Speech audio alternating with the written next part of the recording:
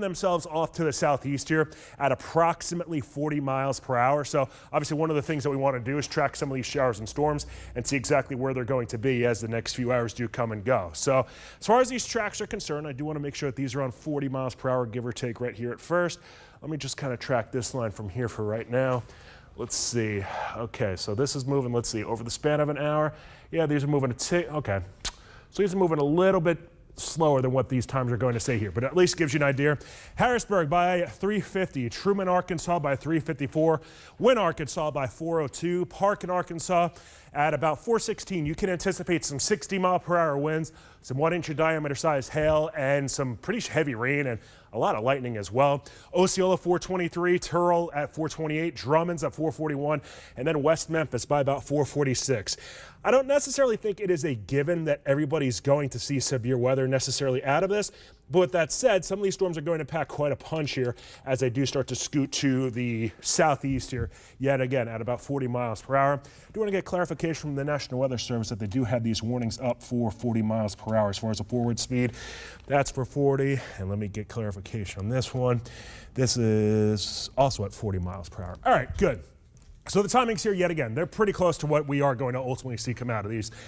And with these moving at about 40 miles per hour, they are approximately, let's see, by the bird. When I say by the bird, I just mean if you just kind of flew in a straight line from A to B here.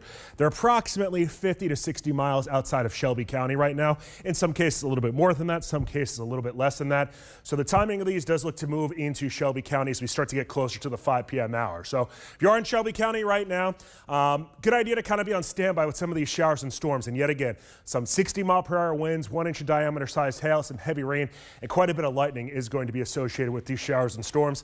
Kind of get into some of the meat and potatoes of these, and I do want to put these on a loop just to ensure that they are moving to the southeast here. Let's see. And I'm looking at this on the fly just as you are as far as this given loop goes. So these up further to the north, they look to be driving down to the south. But notice closer to Jonesboro, we don't see quite as many of those deeper reds and purples that are embedded here.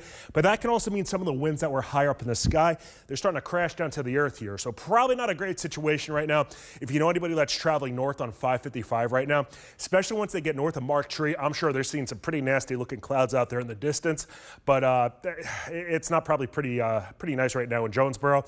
Further to the west into western Poinsett County, a little bit closer to Wiener and Harrisburg, some of those areas seeing some pretty heavy rain. Want to see what the hail looks like right now because at times that has tried to ramp itself up a bit. And fortunately, well, I say that, but then it just started updating here. Let's see what some of these potential hail sizes are. And I will say, as far as the radar is concerned here, it usually does a decent job with what it thinks it is and what it ultimately ends up being. So I'd say in about 3/4 inch hail into the intersection of that'd be what, Lawrence, Craighead, and Poinsett counties. This is indicating the potential of 1-inch diameter size hail, which is about quarter size hail. So as these showers and storms do continue to kind of ebb and flow, and keep in mind, a lot of our severe weather that typically happens around here, I feel like it usually happens a little bit closer to sunset than necessarily right now. So these are still going to have quite a bit of heat to work off of per se, and also quite a bit of energy to work off of too, because the winds that are higher up in the sky, they are humming right now and not really too high up within the sky. Into western Kentucky here, going back here just a couple of days ago, there was a lot of wind damage that did occur near Mayfield, Kentucky. And if you're familiar with Mayfield whatsoever, that's an area that saw some significant tornadic damage going back about 5 years ago. And they had some really nasty winds that came out of that here. So yet again, 2 severe thunderstorm warnings that are in place. Want to clear these off. We're going to turn around to what we have going on with the scope. And this lets us see how strong the winds are inside of here. And since we have 2 different storms really around right now, it kind of gives us a better idea to look inside and kind of track some of these storms out. The areas in red and green, what you don't want to see, or do want to see, I guess, depending on who you talk to, once they start becoming really bright reds or really bright greens, almost like a lime color, that's an indication of some pretty strong winds around. Fortunately, there's nothing right now that's really getting my attention, but there definitely are some stronger winds that are in place. Eastern portions of Craighead County. That was the first one I kind of saw right in this general area. See if we could pop up some information. That's only saying 33-mile-per-hour winds, which isn't too bad. Notice this area in green. You see kind of wrapped around the areas in red. That, when you see the reds and the greens intersect, a lot of people usually associate that with being a tornado, especially if it's got the hook to it. In my opinion, what that's looking like right now is a microburst. So a lot of those winds that are high in the sky, they're going to try to propel themselves downward, especially get some heavier rain around. So your first alert, if you are over towards Harrisburg, Arkansas, some pretty strong winds are going to be knocking on your door here rather soon. Central portions of Poinsett County as well. The winds don't look too terribly strong right now, but I think some of these storms are still trying to get their act together here as far as just the wide, as far as some of these into Poinsett County right now. I want to take a step back out, and yet again, northern Mississippi.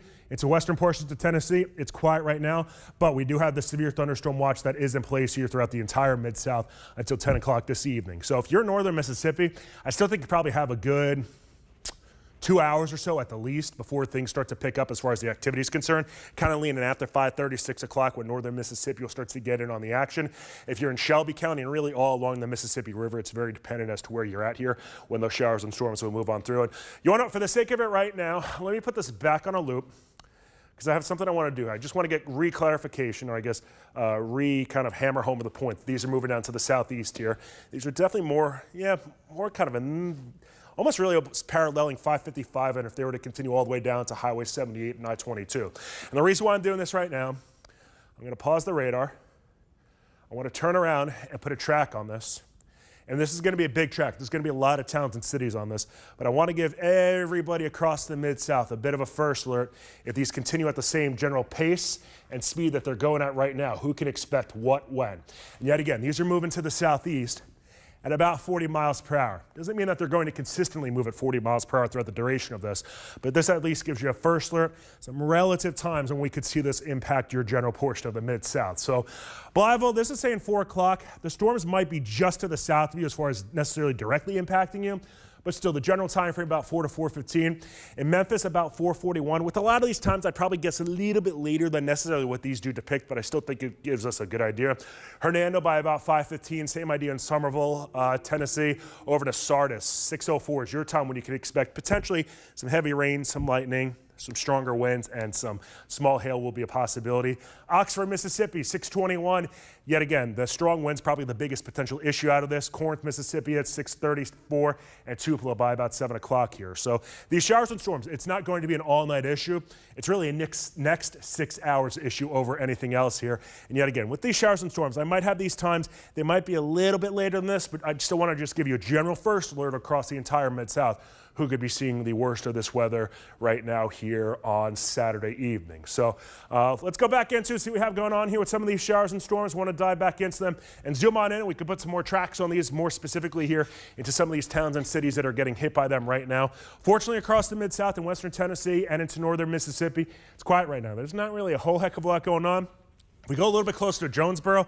They had some pretty nasty storms that did move on through here. Looks like the worst of it was just to the south view, but I wouldn't be surprised if there was some wind damage that did ultimately occur here a little bit closer to Jonesboro. But down to the south along 49, the rain's been coming down at a pretty quick rate, a pretty quick clip right now.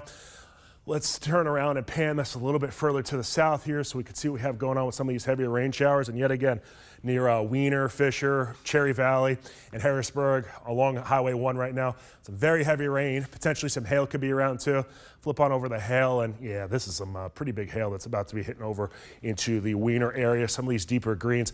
Good indication of 1 1/4 to even 1.5 inch size diameter hail here. And for perspective, the size of a quarter is basically an inch in diameter.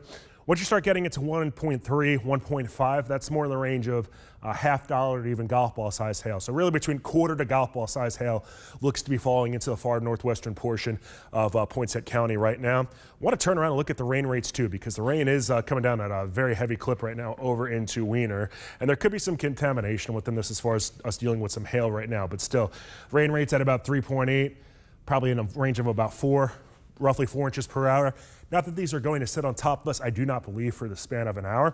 But even if these sit on top for 20 minutes, that's a quick 1.5 inches of worth of rain that has the ability to fall here over a pretty short time, and that's when flash flooding can become an issue rather quickly here. So not a great situation right now into far northwestern portions of Poinsett County. Yet again, bigger picture right now, it does have some showers and storms into northeast Arkansas, but these are sliding down to the southeast here, and we actually did just get a new severe thunderstorm warning. So National Weather Service are going to try to stay ahead of this thing here when it does come to these warnings around the Mid-South. I am kind of keeping an eye to see if they are going to issue any significant severe thunderstorm warnings per per se, because the National Weather Service, when they issue these warnings, they can have 60-mile-per-hour winds and 1-inch hail, and really kind of any combination of that. But in order for severe thunderstorms to occur, it has to have 58+ mile-per-hour winds or 1-inch diameter size hail or greater, with both of those things here. All right, let's dive back into this. So the new warning that just came out, it does include northern portions of Crittenden County, Mississippi County, the far southwestern corner, the rest of Poinsett County, and a little bit of Cross County as well. Let's see what the National Weather Service is issuing this for. I'm sure it's still probably for 60-mile-per-hour winds and 1-inch diameter size hail. This one is until 4:45 this evening here. So your first alert, if you know anybody that's about to be heading on 555, I was just talking about how if anybody was traveling north on 555, they're about to encounter some pretty nasty thunderstorms and severe storms. But if you know anybody that's going to be even approaching 555 here over the next 45 minutes to an hour, the showers and storms are about to become pretty significant right now. I want to turn around. Let's pan this back up a little bit, give you a first alert, get another track on this here. Yet again, these are moving to the southeast at about 40 miles per hour, give or take on that. We'll give this right here. That's a fair track. It's probably, I got to pan this back out the other way. Let's clear this off. Going to pan this a little bit higher up here so this way we get a better angle on it. That's a better spot. Track. And here we go. All right. So in my opinion, these are kind of moving something like this here. So over the next hour or so, and these are going to be much more of an accurate time that you do see on your screen now as far as the specific towns and cities compared to the bigger one. That bigger track that I had was more just a generalization that if you're outside of Northeast Arkansas, you could see when this could be impacting you. So Big Lake, right about now, really in the next 5 minutes, you can anticipate some 60-mile-per-hour winds, 1-inch diameter size hail, a lot of lightning, and also some heavier rain. Mark Tree, Arkansas at 406, Osceola at 423, Turl, Arkansas, yet again, 60-mile-per-hour winds, some heavy rain, some lightning, even some small hail will be a possibility. West Memphis at 450, Covington at 454, and Memphis at 505, at least into really midtown Memphis per se. About 5 o'clock is the time that you can anticipate this to hit your area. I do want to come over to the First Alert Precision Tracker, so this way we can kind of track some of those storms over there, because this gives us a good idea what we have going on with the meat and potatoes of some of these showers and storms. National Weather Service, let's see. National Weather Service did know that they do think that the area that is closer to the Big Lake area, over towards the Caraway area, so we're looking at this one here, does look to be weakening a little bit. The reason why I'm specifically noting this is that there is a festival going on over in Henning, Tennessee, and they're kind of keeping an eye out for this. If you know anybody that's over in Henning, Tennessee, give them a first alert, let them know what they have about to head towards them. Even if it's not necessarily a severe thunderstorm, you're probably going to be getting a storm here rather shortly. I'd say within the next half hour or so. What else is the National Weather Service saying?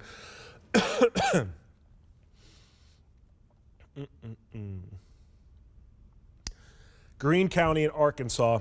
And Greene County is the area that actually did just get this one storm that was pretty strong and pretty nasty just to the north of Craighead County and Jonesboro, that there are trees down over there. I got to get myself a drink here momentarily.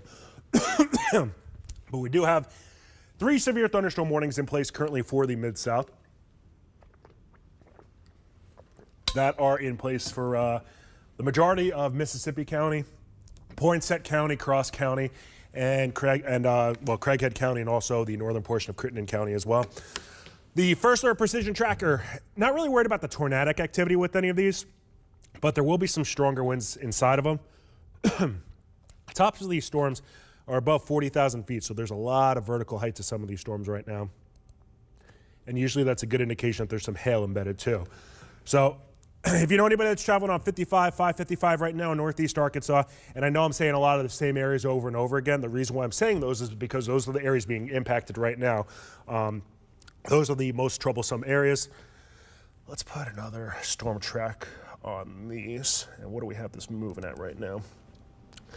All right, so we're gonna get rid of this. We'll get this. We'll put another track on here, extend this out about 40-ish miles.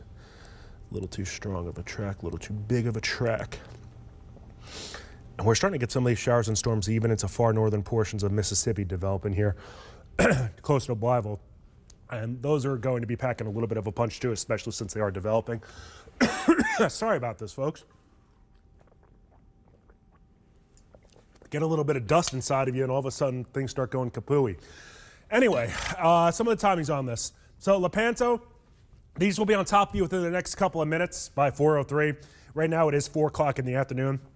Gosnell at 4:06. Tyron's at 4:09. Blytheville at 4:11. Over to Kaiser at 4:15, and then Gilmore at 4:21.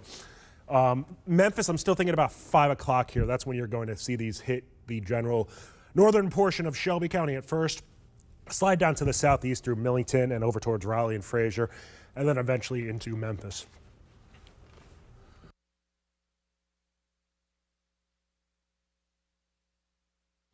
Let's see. National Weather Service is noting that there is tree damage going on in Greene County and also specifically in the Brooklyn area. So, as I alluded to, Craighead County is getting hit pretty hard, especially not too far away from Brooklyn and Jonesboro. These still continue to be warned for 60-mile-per-hour winds as well as 1-inch diameter size hail. So, at least when it comes to the warnings, they're not over-the-top warnings, meaning some 70-mile-per-hour winds, but instead kind of baseline severe thunderstorm warnings. And the reason why I say that's a good thing is because you don't want these to have significant winds on them. You don't want damage to obviously occur here when it comes to any sort of severe thunderstorm warnings. What do we have here as far as any of this is concerned? Let me clear this off. Let's see what we have going on with some of these storm tracks. So the BTI numbers on this, and I know a lot of people really like to know exactly what we have going on with the BTI. That is known as the Barron Tornado Index when it comes to the First Alert Precision Tracker.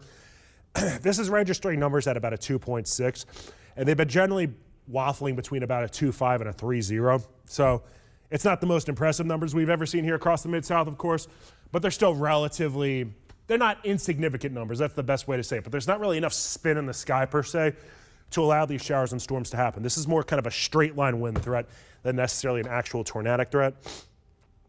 What do we have going on with some of these other ones? A lot of these BTI numbers, yet again, kind of in the middle twos. So the good news is there at least that these aren't really climbing as far as the BTI numbers are concerned, but it's more in the way of just strong winds that are inside of these storms. Let me turn some of this off and see what we have going on with the precision tracker with some of these winds, and I'll kind of cherry pick some of the stronger winds right now between really along Highway 1, not too far away from Harrisburg, Arkansas. That's where there could be some strong winds. So this is Highway 1 that we have going on right here in the middle, well, towards the middle of the screen here, just to the west of 555, to the east of 49 here, to the east of Wiener and west of Truman. That's where some of the strongest winds are right now. I want to turn around and put this on just a little bit of a loop and see if we have more of these brighter greens kind of popping up, or if they're starting to go away a little bit. If they're starting to go away, that means it's trying to become weaker. More of them are popping up. That means they're trying to become stronger here. And it looks like they're kind of remaining at bay. Well, I can't really say at bay because that is a town in Craighead County, but it looks like they're not trying to become significantly stronger, and they're not necessarily turning weaker either. So I guess the good news is they're not turning stronger. The bad news is they're not necessarily turning weaker either. What else the National Weather Service noting? Do you want to put a track on this way while I'm looking at different information, kind of see what we have going on with these? The most significant severe thunderstorm that we have right now, it's moving through Poinsett County. These are moving to the southeast at about 40 to 45-ish miles per hour. I'll put the track on there for 42 miles per hour. Upper left-hand portion of your screen, those are some of the towns and cities that will be hit by these at the given times that are next to them. And I know this doesn't have any western Tennessee towns on them.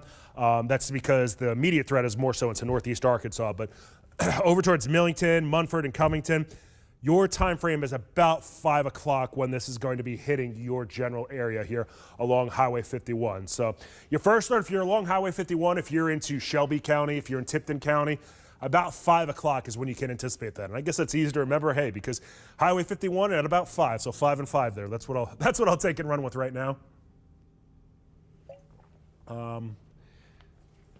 I always think it's kind of a good thing when the National Weather Service isn't necessarily having a big conversation going on right now, because while we do have the severe thunderstorms around, they might not think, they're kind of keeping an eye on things right now. And obviously that's exactly what we're doing right now here, tracking some of these showers and storms to the southeast. But everything's kind of behaving right now. They are still severe, don't get me wrong about that.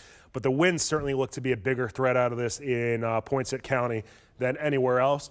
And the reason why this is relevant is because these showers and storms are going to start to impact areas of higher population quantities per se, over into Crittenden County, over into Shelby County, eventually over to Tipton County as well. And that's why we're on here right now, to kind of give you the first alert ahead of all these showers and storms that will be scooting on into the area. So that's where we're at. It's always interesting too, kind of every 15 minutes, I feel like the National Weather Service kind of comes with updates here, and they kind of say, hey, this is what we have going on with this storm. I'm going to jump back over to the wall, guys. But they'll kind of give different updates here, like, hey, this is what's going on with this storm every 15 minutes. This is what's going on with this storm 15 minutes later. And it really kind of allows us to keep track of things here when it comes to these showers and storms. So this was the last track that I just had over here. Osceola by about 423. Turl, some 60-mile-per-hour winds will be possible rolling into the 428 hour. Crawfordsville, about 435. West Memphis, of course, it depends on where you're at within West Memphis, and really Memphis for that matter too. But West Memphis about 4:45, 5 o'clock, and then Memphis by about 5 o'clock or so, and really paralleling Highway 51 by about 5 o'clock or so, as far as the anticipation of the tracks with these showers and storms are concerned. These are still warned for 60-mile-per-hour winds and 1-inch in diameter size hail. Right now, I do think that the wind threat is greater than the hail threat for most of us here. But Poinsett County right now is really kind of taking on the teeth. I do see you guys in the back trying to come up with a couple of different cameras here. And right now, if I had to give you a camera to go try to chase, maybe try to go find one that's on 555 close to Mark Tree, Arkansas, where 55 and 555 start to branch out from each other. Might be able to come up with something there, but that might be a little bit easier said than done, because I know 555 doesn't have a ton of cameras in that area. All right, big view of things here across the Mid-South. Northern Mississippi continues to be quiet. Western Tennessee continues to be quiet as well. It really is Northeast Arkansas that's seeing some of the worst of the showers and storms right now. So got to keep an eye on a couple of these little showers and storms that are just east of Little Rock over towards the Carlisle area. Those look to be sliding eventually towards the Mississippi Delta and into Phillips County as well as Lee counties over the next hour or so. But if you're not seeing anything right now in northern Mississippi or into western Tennessee, it's because there's not really a whole heck of a lot going on. So the good news is there, at least those areas don't have to worry right now about something. The bad news is we do anticipate some of those showers and storms impacting you as we roll throughout the rest of the evening hours. Excuse me. What do we have going on with some of these? So still have a pair of severe thunderstorm warnings in place. One that's further to the north that does include portions of Craighead, Mississippi, and Poinsett counties. Another one that's further to the south here that does include Crittenden, Cross, Craighead, Poinsett counties. These are until 4:45 and 4:30. So if you have any sort of outdoor plans, tours, or activities going on in northeast Arkansas, really before 5 o'clock, you better be ready for some showers and storms to be impacting you, especially north of I-40 here. I will say that these storms ended up developing a little bit further to the north than I originally anticipated here. But with that said, into the Mississippi Delta, you'll be getting your fair share of storms here rather shortly. Let's see what we have going on with the hail tracker. It looks like it's actually starting to simmer down a little bit. A little while ago, we started seeing some purples that were turning into almost bright whites per se, indicating some bigger hail. And some of those hail sizes were at about 1.3 inches. Right now, I'm going to say it's probably about, what, 7/10? Yeah, 7/10 of an inch of hail size here. So it looks like that's starting to trend down here. So there is good news from that perspective, that at least it's trying to become smaller from the hail tracker size. But with that said, it is still 4 o'clock in the afternoon. There's still a lot of heat for these to work off of. So they have the ability to develop here rather quickly. Let me clear that off. Put the, we could put the scope back on here, see what we have with the winds, see if there's anything bright starting to pop on up here. There's a scope. Yeah, there's definitely some strong winds that are out there, and I think we're still getting a microburst. What's going on right now in Poinsett County. If you know anybody in Harrisburg, Arkansas, good idea to seek shelter. I know that's saying 24-mile-per-hour winds. I do think if I got in there closer.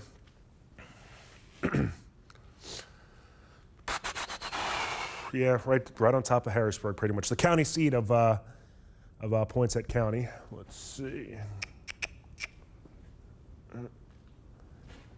Man, that's still only saying 20-some-odd miles per hour. But the way that this is situated, when you start to have like one area of green that's surrounded by a bunch of areas of red, that's usually an indication of a microburst going on here. So I wouldn't be surprised if there are some areas in Harrisburg probably seeing some tree damage right now. And those are sliding to the southeast here. So if you're to twist, if you're over towards Turl, along Highway 64, a little bit further to the south here, good idea to put as many walls between yourself and the outside world. Doesn't look like this is going to turn into a tornadic threat, but it's still one that's going to be packing a bit of a punch here. Put this back on the next rad mode. Let's zoom on out. Give you more of a central location. We'll pan this over, and I'll give you another storm track with this because That's going to be moving into Shelby County. And I bet with the next warning update that does occur here, they're probably going to include Shelby County in this. So this is for the guys in the back. Sergio, just as a heads up, so let's see, it's 4:10 right now. That's till 4:45. I wouldn't be surprised with the next warning that they have if it does include Shelby County. And the policy that we have here at Action News 5 is that once a warning gets issued for Shelby County, we typically jump on here. So this way we give you guys the first alert on the main channel here on Action News 5. I have a feeling we're probably going to get a warning here for Shelby County by about 4:30 or so in about 20 minutes. So just so you guys can kind of prepare for that too. I know we're kind of doing this now, so there's probably not a whole heck of a lot of shuffling that you have to do, but just so you're aware of that. So if this continues yet again at about 40 miles per hour to the southeast, it'll be in Twist at about 4:18, over to Mark Tree by 4:19. Winton, Arkansas, 4:32 is when you can expect some 60-mile-per-hour winds, some heavy rain, some lightning, and even some small hail. Turtle, Arkansas at 4:37. Corona at 4:49. Shelby Forest, obviously this is crossing over the river here at 4:55, and Millington at 5:07, while Bartlett, the potential is some 60-mile-per-hour winds, some heavy rain, lightning. That will be more in the range of about 5:15.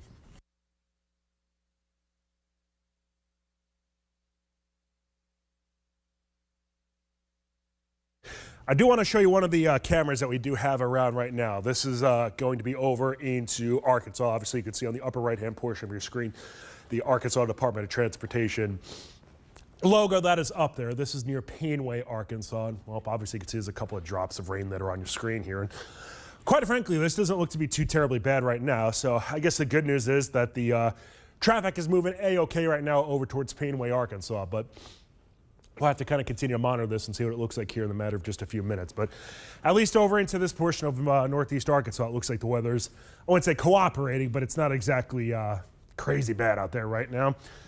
National Weather Service saying that they're going to, and they already have canceled the warning that is over into Craighead, Mississippi, and Poinsett counties. So now we only have one severe thunderstorm warning in place. That's obviously a good thing, since we wouldn't have to contend with a bunch of them. And the only one that we have in place right now is the one that you see on your screen here. So here's some good news, at least. If you are over towards Blytheville, yes, it's about to be raining pretty nastily out there, and you're about to see some pretty heavy rain, some stronger winds. But as far as severe weather is concerned, that general threat is to the south of you. So I want to put the loop back on this again.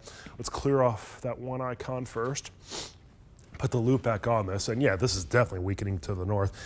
Notice as it kind of went from Craighead into Mississippi counties, instead of seeing the darker reds, even the purples, it really started to fall apart here as far as becoming a little bit weaker. There's a little bit of a spin to this too, so have to kind of keep an eye on that. And I don't mean that from the perspective of tornadic activity, but just an area of low pressure that's trying to develop itself. Further to the south near Harrisburg, have that bigger batch of rain. But even there too, you don't see the purples popping up quite as much as we were seeing here about a half hour ago. So I guess the good news is this overall storm system, it looks like it's trying to weaken. It's not necessarily trying to become stronger here. So good news on that front. Still do have the one warning in place until I believe it's 4:45 this evening. There we go. And that does include Crittenden, Cross, Mississippi, and Poinsett County. So now one of the questions probably going to be, all right, if I have plans this evening, what should I do? And obviously it's always location dependent. I believe the next graphic I have up here is going to be a future cast. There we go. It's doing a fair job with things. Notice by 6 p.m. I know that this is kind of showing some, at specifically 6, it's showing not as many purples and darker reds. It's because Futurecast, as it kind of ebbs and flows here, it basically tells itself, all right, start off strong, go weaker, strong, weaker, and it kind of does that over every hour or so. But I do think that as we move towards 6 p.m., it's going to be raining pretty hard here over into Shelby County. We could be dealing still with some stronger winds, some heavy rain, some lightning, things of that nature. And that will continue driving itself down to the southeast here into northern Mississippi by 8 p.m. By 8 p.m., really along and north of I-40, dry weather conditions should be prevailing, and it should be actually a pretty uneventful night deeper into tonight, although I still think we'll be dealing with the showers and storms into the Mississippi Delta. Maybe not so much into northeast Mississippi, but really south of 40 and west of 55. That's the area to keep an eye on here when it does come to the potential of some showers and storms deeper into tonight. But after 8 p.m., I think a lot of the bigger population centers here across the Mid-South, say DeSoto, Shelby, Crittenden County, should be in pretty good shape here. But at least for the time being, still do have the one severe thunderstorm warning that is in place for portions. Really, Poinsett County is the big one right now dealing with this severe thunderstorm. But the wide view of things here, not much going on in northern Mississippi. It's still pretty quiet in western Tennessee. But cross Craighead or cross Poinsett, Mississippi and Crittenden counties have that severe thunderstorm warning in place. Turn back on some of the information, dive back in and track some of these showers and storms. Let's see what we have you and back on here. So I'm assuming these are still moving at the same general speed and direction that they've been going here. Let me put this loop back on. Yeah, these are definitely becoming weaker. They're not becoming stronger, which is interesting just because, I mean, the peak heating hours of the day are typically between about 1 to 3 o'clock in the afternoon, but it's not like it's drastically cooler now at 4:16 compared to it being, 3:15 or so. Temperatures are still well into the 90s here out ahead of these showers and storms, but these are still scooting down to the southeast here. I'll pause the radar. Let's put this on. We'll put the next rad on. We are going to put another track on this. We'll track this throughout Poinsett County and into the far southern portion of Cross County. I think these are kind of doing something, generally speaking, like this. Keep in mind, just because you see your town on the right-hand side of your screen doesn't mean that you're going to be impacted by a severe thunderstorm, but you'll probably see some rain showers and thunderstorms out of this. Mark tree at 421, so in about 5 minutes, you'll be dealing with some stronger winds, some hail, potentially some small hail, heavier rain, as well as lightning. Earl, Arkansas, 429. Turl, Arkansas, at 439. West Memphis, just before 5 o'clock. The anticipation is that you'll have some stronger winds, maybe 50 to 60 mile per hour winds, some heavier rain, and some lightning could be around. In Memphis, just after 5 o'clock, same idea in Millington. South Haven, your time frame is in the range of about 5:30 here, when you could be encountering some stronger winds, some heavier rain, and some lightning. But I'm at least cautiously optimistic that these look like they're trying to weaken ever so slightly here, and they're not trying to get stronger. I want to go back over to the First Alert Precision Tracker while we have this kind of rocking and rolling here. Maybe we actually won't end up being on as long tonight as I thought we were going to be, which I'm not going to be upset about that, especially since the old throat feels like it's got a wad of dust in it right now. It's not exactly ideal, but yeah, some days you're the bat and other days you're the ball. And there's still nothing really popping up here when I kind of click on some of these information tracks. These are storm center identification tracks, these arrows that are on your screen here. You might be able to see them out there in the distance, that give us kind of the meat and potatoes inside of these showers and storms. And the BTI numbers on this are still into the lower 2s and even some upper 1s. So these look to be slipping than they are necessarily climbing. But that's a good thing. We never want high BTIs. Not that this is really a tornadic setup per se, but still never want to have high numbers with this. On the upper right-hand portion of your screen, notice it says total strikes. This is looking at the lightning counter. Let me roll this over the past hour and see if that number is climbing or if it's falling. I'm going to guess it's falling. So let's see, we had that number getting pretty dang close to about 300 strikes. And now we're at about 120 strikes, so it was able to slip just a little bit. And meteorologist Patrick Ellis, he just showed up to make a cameo and to join the party here. So, Patrick, the good news is it looks like some of these showers and storms are trying to fall apart and become a little bit weaker here, but obviously it's only 4:15 in the evening, so hopefully we're not going to be here for an extended period of time, but you got to roll with it. Right now, if you know anybody that is over into Clarkdale, Turl, Mark Tree, Togo, Earl, Arkansas, give them a first alert. Let them, I'm sure that a lot of those areas already know, but good idea to give them a first alert. Let them know exactly what they are going to be dealing with here rather shortly. Some showers and storms that will be knocking on the doorstep here over the next couple of minutes.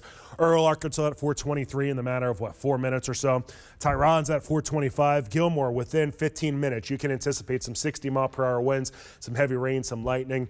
Clarkdale by 4:40, Jordan 4:43. Mud Island, we're starting to cross over the Mississippi River just at around 5 o'clock here. So it'll be interesting to see as the National Weather Service has this unfold here, what they'll do with this as far as the next warning. With it being 4:20, this warning's supposed to expire at 4:45. In a situation like this, they typically update the warning at about 4:30 or so, maybe a tick after that. And I'll be curious to see what they'll do with this, because there is there's definitely some notice that this is trying to weaken and get stronger, but it doesn't mean it's going to stay that way either. But these continue to be warned for 60 mile per hour winds as well as 1 inch in diameter size hail. The First Alert Precision Tracker picking some of these up here. And the worst of it right now is into eastern Cross County. Let me turn off some of this information, turn some of this lightning off as well. some of these winds. Let's see what we have near Boat around. These are still showing some severe winds here. So the winds are still packing a punch in Crittenden, Cross, and Poinsett counties, with these sliding to the southeast over towards Turl within the next few minutes.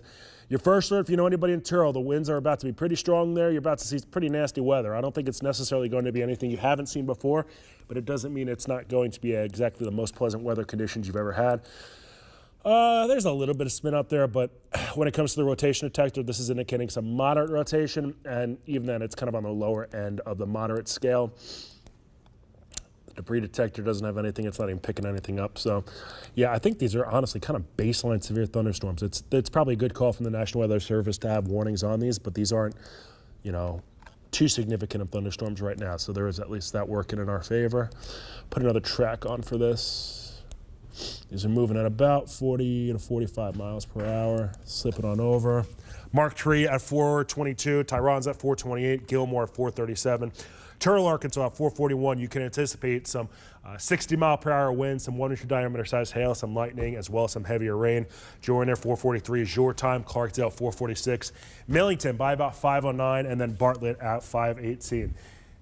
There you go. Nice to see you here. Well, lovely to see you on a Saturday, Patrick. Just absolutely. I try to oblige every now and then. I had to go get y'all's nephew from a birthday party. So. Oh, hopefully it was a smashing birthday party. It was a good birthday party. All right, let's talk about all the things that are going on here. Give Eric a little bit of break, which he's been doing a great job so far with these severe storms making their way across the Mid-South. Here's a look at the first alert to the severe thunderstorm watch that goes until 10 o'clock. This includes the entire Action News 5 coverage area here as we go through the next little bit. Needless to say, this is going to be a couple of storms that will get a little active here in the next several hours, and obviously we've been tracking those here so far in the last few hours. The one severe thunderstorm warning that we currently have in effect, this is going to be for Poinsett County, far northeastern portions of Cross County, northern areas of Crittenden County, and southern areas of Mississippi County. Now, the next warning cycle that would come down on this would probably include portions of Tipton County, northern Shelby County,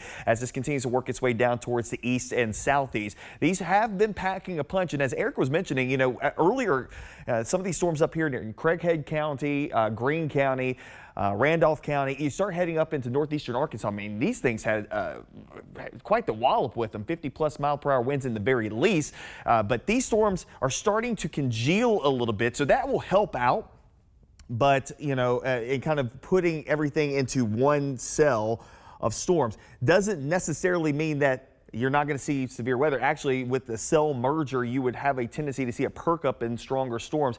I think that has already occurred, though, so that will help out. But another thing we may need to watch here, and one thing to note here, let me put this into a loop and kind of see the bearings here. Yeah, so back here towards the back side of the storm, I was wondering if that was surging in behind the main batch that's already moved past Harrisburg. It's now moving out towards Tyronza, Mark Tree, Joyland, coming across the Tyronza River here shortly, and again coming right down I-555. Again, the strongest portion of that storm is probably going to be there near the 555-55 juncture within the next 5 to 10 minutes. So if you're traveling towards Jonesboro, know somebody heading up in that direction, probably want to give them a heads up. I can see y'all moving the camera over in the BAM. The camera that we probably want to look at is going to be Mark Tree or Tyronza, so farther down 555.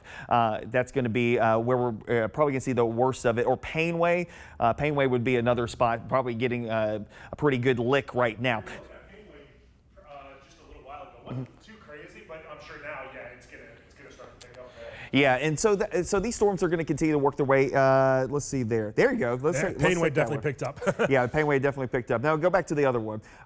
So that's the live look. Let's take that camera that's in the BAM right now. That's going to be at Painway at Arkansas Highway 463. So again, this is going to be the strong storm that's now moving through right there at that corner where you would turn back up to the north, going towards Jonesboro and Truman, coming from Mark Tree and Joyland. So this is going to continue to work its way down towards the south. So that gives you kind of an idea of what it looks like as it's moving through. If y'all could go ahead and pull up the camera at 55 and Turl so we can get kind of just ahead of it.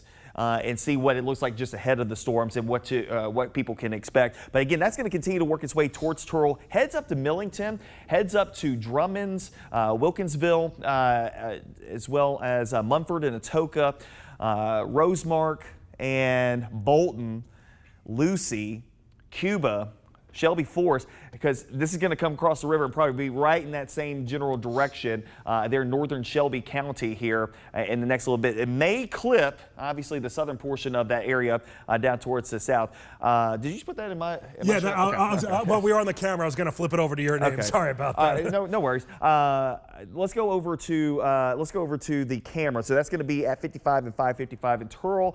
And so there you go. That's exit 21, and we're looking towards the north. So the storm of note would be on the left-hand side of the screen here. So you're looking, if I'm not mistaken, that's going to be before you get to the exit there on the south side of the exit. So if you're coming up from Marion and West Memphis, that's where that's going to be located at. So definitely something that you need to be prepared for as the storm is moving in here. But right now, this particular camera dry. Give it about 10 minutes, it'll be a completely different story. Time right now is 4:26, and of course, still looking at the potential for more rain and storms coming back into the fold here. And there you go. Well, Oh, mother of pearl. Sorry about that, man. there we go. No worries. There we go. We'll zoom back in and look at the storm of note.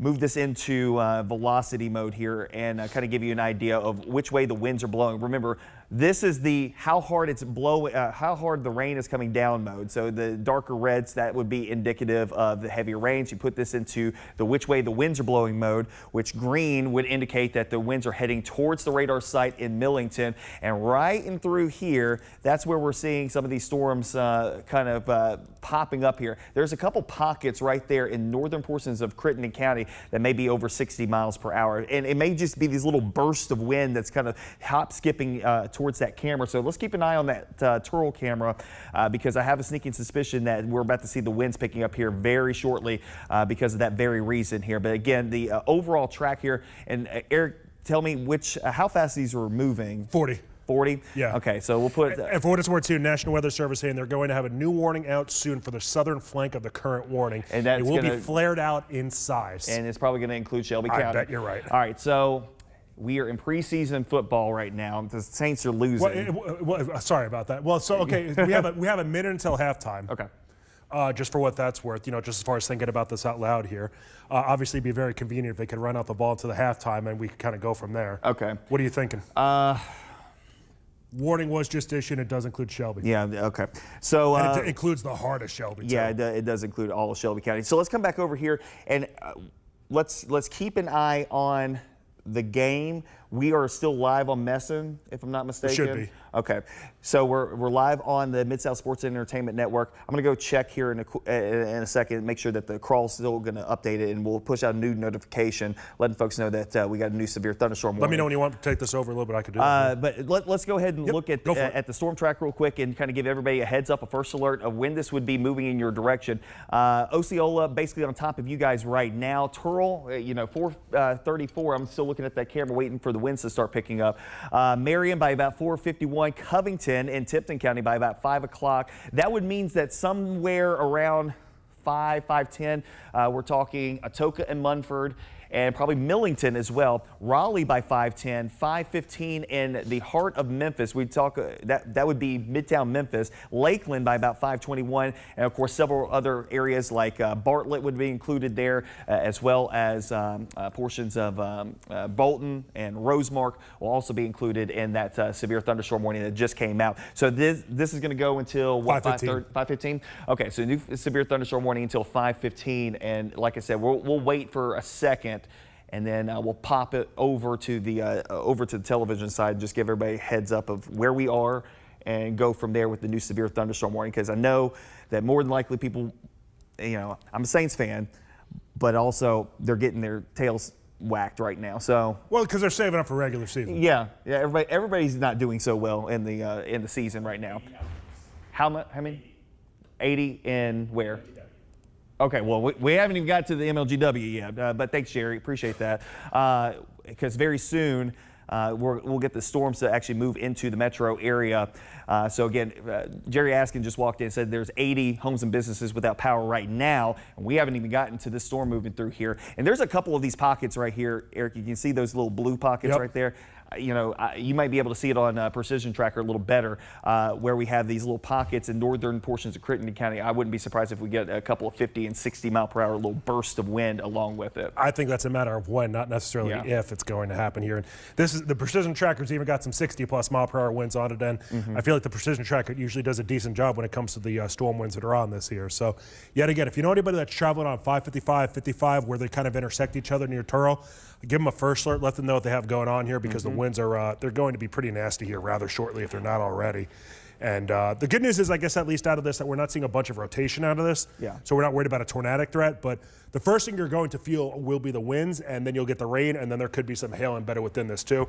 Haven't had any confirmed hail reports out of this yet, so that is something that I guess is a positive note. With that said, I do think we are going to see some hail out of this into the far northwestern corner of Mississippi County here. So I know over into West Memphis, over at Riverside Raceway, that they were supposed to have a big race tonight, and kind of hoping that this is going to stay void of them, but it's not looking too good here as far as West Memphis is concerned over the next little bit. Let me put this back on a pause here, and I want to give you a first alert storm track too from the Precision Tracker. I've been saying over the past little bit that these have been moving at about 40 miles per hour, and that still continues to be the case, but I do think they're going to start to cross the river here as we get closer to 5 o'clock. Right now it's 4:30, so in the span of about 30 minutes or so, this is going to be crossing over into Shelby County. Sunset at 4:51, Marion at 4:52, West Memphis at 4:57, and Mud Island at 5:03. So all these areas will be getting these showers and thunderstorms impacted on you here within the next about half hour or so. Yet again, Earl pretty much on top of you right now, Gilmore 4:37, Turo 4:40 is when you can anticipate some stronger winds as well as some heavier rain, lightning, and some small hail. And so you know, Patrick, they did just make it to halftime here as far as that Saints-Rams game is concerned. Okay, so let's do this really quickly. Let me send this out. I got you. So these are moving still to the southeast here at about 40 miles per hour. If you have any sort of outdoor plans here, let's see, National Weather Service continuing the severe thunderstorm warning. I mean, that makes sense, but that's the old one per se too. I'm sure they're going to let that just run out here within the next 15 minutes. What you got, Patrick? What are you thinking? I'm just going to say, let's go ahead and hop on the main stick here and give everybody an update, let them know where we are. We'll let the game keep going, but I understand that I don't know how long, it's like we'll have halftime, so it's kind of a funny spot to be in. Yeah. So let's do this. So let's pause here for a second. We'll hop on the main channel for a minute and give an update. We'll also push ahead to where we are on the with the storms moving through the area, and then we'll come back and then kind of bobtail back and forth on TV. All right. So whenever you guys are ready, just let us know when we'll pop up over here on the main channel, and we'll pause here for just a second.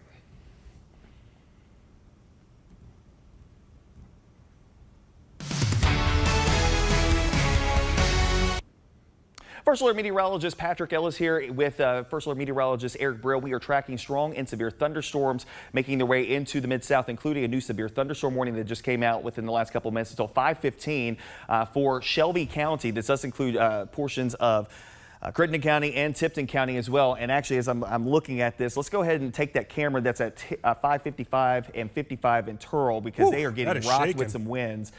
So this is the storm that is of note, the severe thunderstorm that is now making its way into northern portions of Crittenden County. And you see the camera bouncing up and down there as they're getting some pretty strong winds here. Now, Eric, you're looking at it a little closer on the First Alert Precision Tracker. How fast are those winds blowing there? Now, that might be a loft, but it's still pretty strong storms that are moving through that area, obviously. Yeah, it looks like in the range of this is indicating some 60 to 65 mile per hour winds, or at least a possibility here. Even if you turned around and took 10 to 15% off of those, we're still looking in the range of about 50 to even still 60 mile per hour winds that could be around with this. So the reason why we're on right now is because these showers and thunderstorms that are severe, they are moving to the southeast and will be impacting Shelby County, Tipton County here over the next half hour. The way that I've been looking at this, obviously you're watching Channel 5 right now, at 5 o'clock, that's when these are going to be crossing over the Mississippi River and impacting, whether it be Shelby Forest, Millington, Raleigh, and Fraser, some of those areas that are around there right now. If you're in northern Mississippi, it's been quiet, it's been hot throughout the day here. I do want to give you a first alert kind of that too. Not really a whole heck of a lot going on. A couple of small showers in Benton County, but this cluster of showers and thunderstorms that has been severe now for the past couple of hours, that's where we have been keeping the closest eye on right now. I do want to turn around, give you a little bit closer look at some of those showers and storms, and give you the first alert to those. There are right now still 2 severe thunderstorm warnings that are in place here. One that expires at 4:45 and a bigger one that is set to expire at 5:15. And I wouldn't be surprised if we end up seeing ones that get extended longer than this. But over to Turtle, it's pretty much on top of you right now. Joyner at 4:39, Clarkdale 4:41, Wilson at 4:42. A little bit further down the line here, West Memphis at 4:57, and Mud Island at 5 o'clock. So here's your first alert to that. The showers and thunderstorms will continue to move to the southeast at about 40 miles per hour, with the winds being the biggest threat. But Patrick, I know we have that severe thunderstorm watch in place. When is that until? That's going to go until 10 o'clock this evening, Erica, for the entire Action News 5 coverage area. Now, understand, I don't think we're going to see everybody seeing storms here with this, but this at least gives you an indication that the storms that we do have here today could become strong to severe. Primary issues are going to come from wind, but the potential for hail cannot completely be ruled out during this time frame here. So again, we have that severe thunderstorm watch. It includes all of the Action News 5 coverage area until 10 o'clock. You are not going to miss the game here. We will stay on the air because, again, we're in the midst of halftime right now for the preseason game with the Rams and the Saints. We will not let you miss the game, but we are going to continue streaming also on the Mid-South Sports and Entertainment Network. That's digital channel 5.3, as well as Xfinity 907. We can also get it updated on the Action News 5 First Alert Weather app and also on the news app as well. But we're going to hold here on the television side, obviously, with the new severe thunderstorm warning, and we'll kind of bob around here for the next couple of minutes and kind of give you an update. And you guys in the back, let me know whenever we are about to come back out from the halftime. Yeah.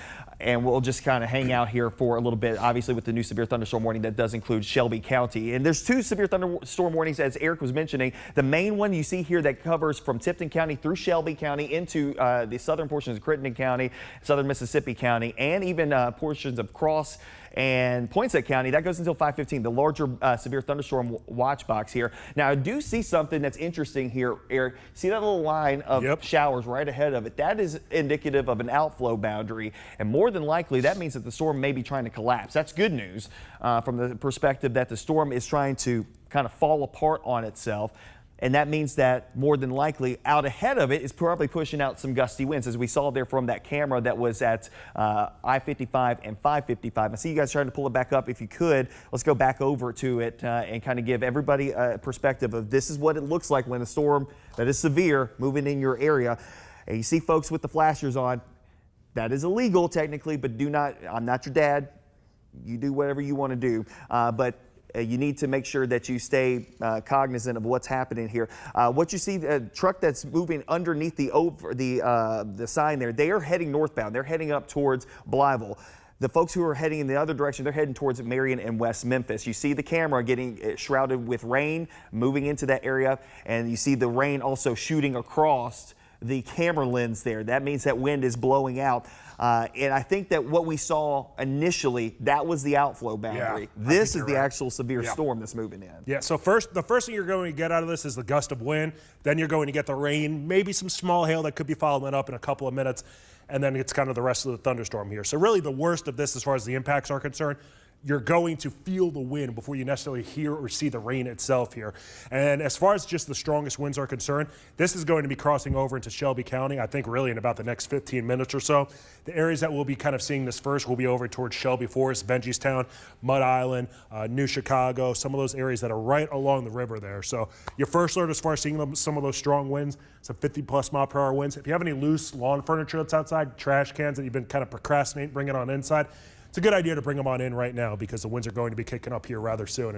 And Patrick, I guess, the good thing about this, as you said, it looks like it's trying to collapse. It's not necessarily trying to become stronger per se either. Yes. Now, there's a lot of heat. There's a lot of humidity outside today. There's a lot of storm fuel for these storms to ride along. So it wouldn't be surprising that this collapses and then tries to pulse back up here. And even that outflow boundary I was just mentioning right there, that gust front that's moving down, be approaching Sunset, and soon enough we'll be crossing over, I think it should be over Clarkdale Road right now, heading over towards Marion.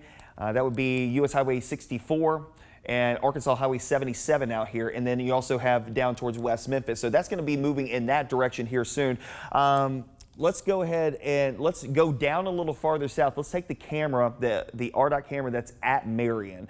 I want to just get ahead of the storm because that will at least give us an idea of where that gust front is. Let's put a storm track on that while we're doing that. Again, about 40 miles per hour Correct. down towards the south and east.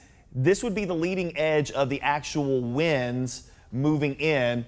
And this will take it out for about 45 minutes or so. West Memphis by 4:50. The time right now is 4:40. Marion basically on top of you guys at this point. Let's go ahead and take that camera. Where's that one at? That's at mile marker. I see it there. 12 at Jericho. Yeah. Okay, so that would be, yeah, let's take that camera. You see the trees off on the right-hand side. That's the gust front moving through there. That's not even the severe storm. That's the gust front. And so you're probably getting a good 45, 50 mile an hour wind gusts. Man, the way that those trees are swaying, I wouldn't be surprised. It's probably even 50 to 55 more than it's even 40 to 50. I mean, those things are swaying. And look too, also the dust that's kind of in the background with those farms too. So the visibility's taking a little bit of a dip. Now in reality, the visibility's fine if you're traveling. But if you are driving a high-profile vehicle, especially if those winds hit you in a perpendicular way or kind of at the wrong angle. Which they kind of are. Yeah. You know, they're shooting across the interstate at like a 35-degree angle. The trash that's even on the bottom of your screen, too. You can kind of see that blowing around, too, closer to the median there. So, yeah, it's not the nicest drive right now along 55. I think that's going to be close to the KOA campground. Yep. So this the would golf be just course north, over there too. Yeah, just north of there. So this is where that's at. You got the liquor store. That's right there on the right-hand side. There's like the truck place. Is that Marion High School? Is that over there too? No. That's farther down. That's farther down. We're a little farther north of there. We're maybe about 5 minutes north of Marion at this point. So again, you see the dust kind of moving across that area at the present, but I would assume that the gust is probably getting closer to the core of Marion there as it's moving down towards US Highway 64. So again, West Memphis by about 4:50. Fraser heads up to Fraser, North Memphis, 4:57. This is the gust front, not the actual severe storm itself. That's now moving through Turl and moving into northern portions of Crittenden County. Raleigh by 5:03. Midtown Memphis by 5:06. Shelby Farms, so East Memphis, we start getting out there by about 4:15.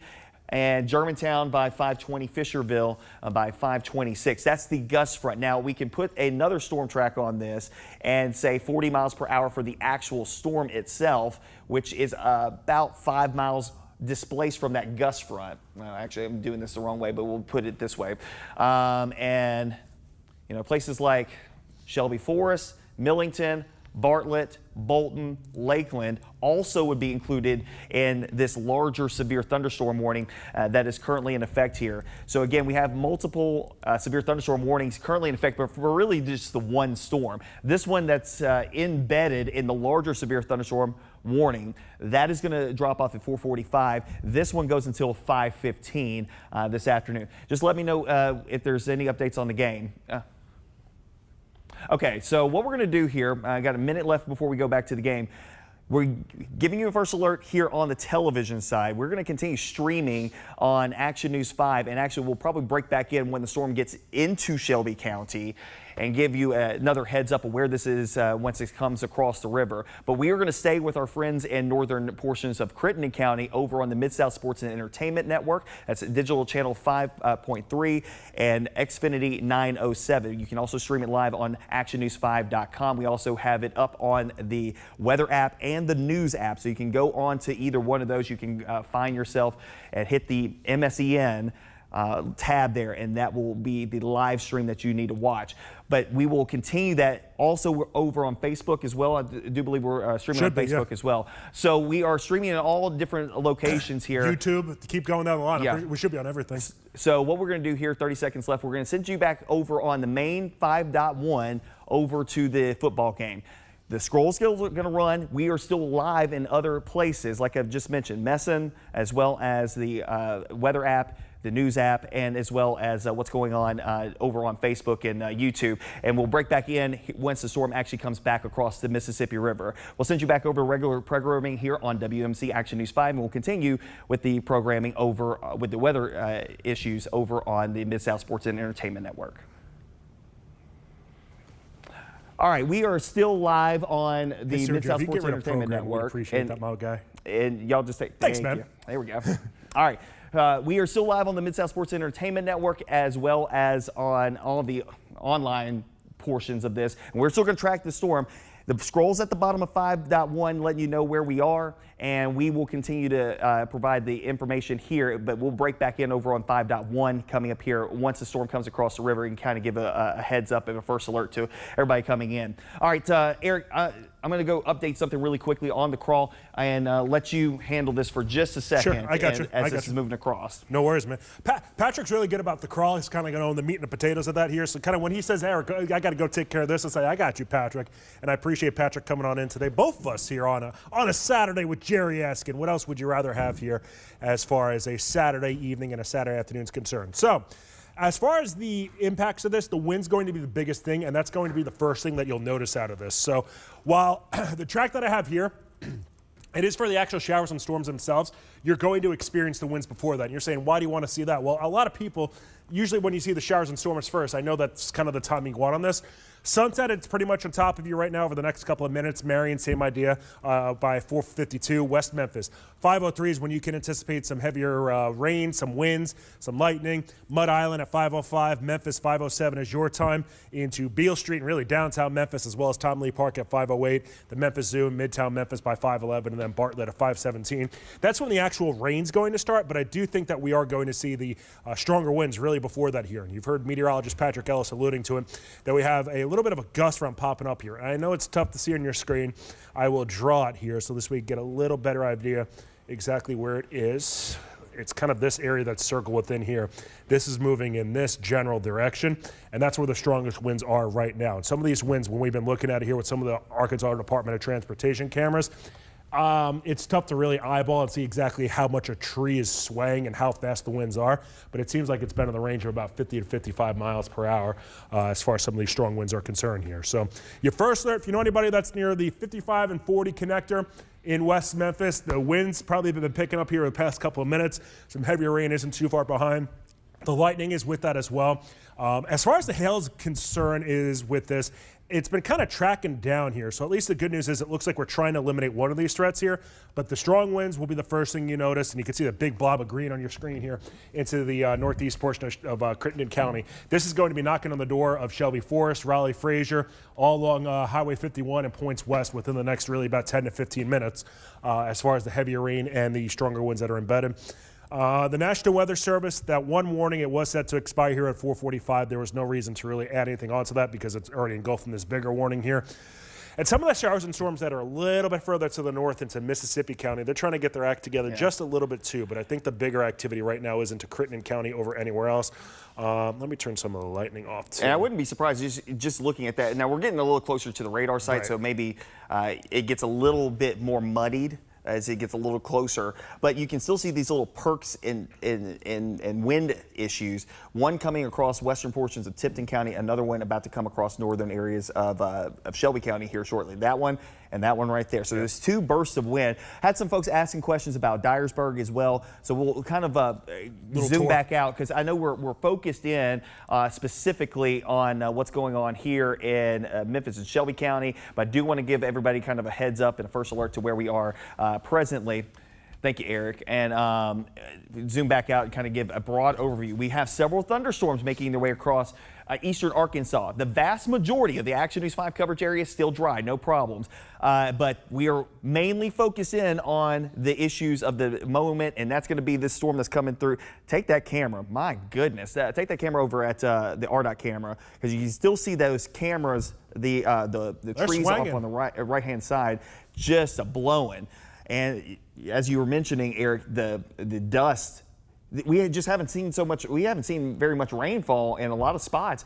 There's a lot of dust out there, and I wouldn't have been surprised if we saw some blowing dust across the interstate and reduced visibility. But you know, those winds are blowing, you know, a good 40+ miles an hour in the very least, as that storm's kind of blowing out and moving down towards the east-southeast. National Weather Service, we got a report here at the 555 interchange over in Turl of 41 mile per hour gusts. Okay. So I still think that as far as these trees swaying, just the look of this looks a little bit stronger than that, but it's in that general range of say 40 to 50.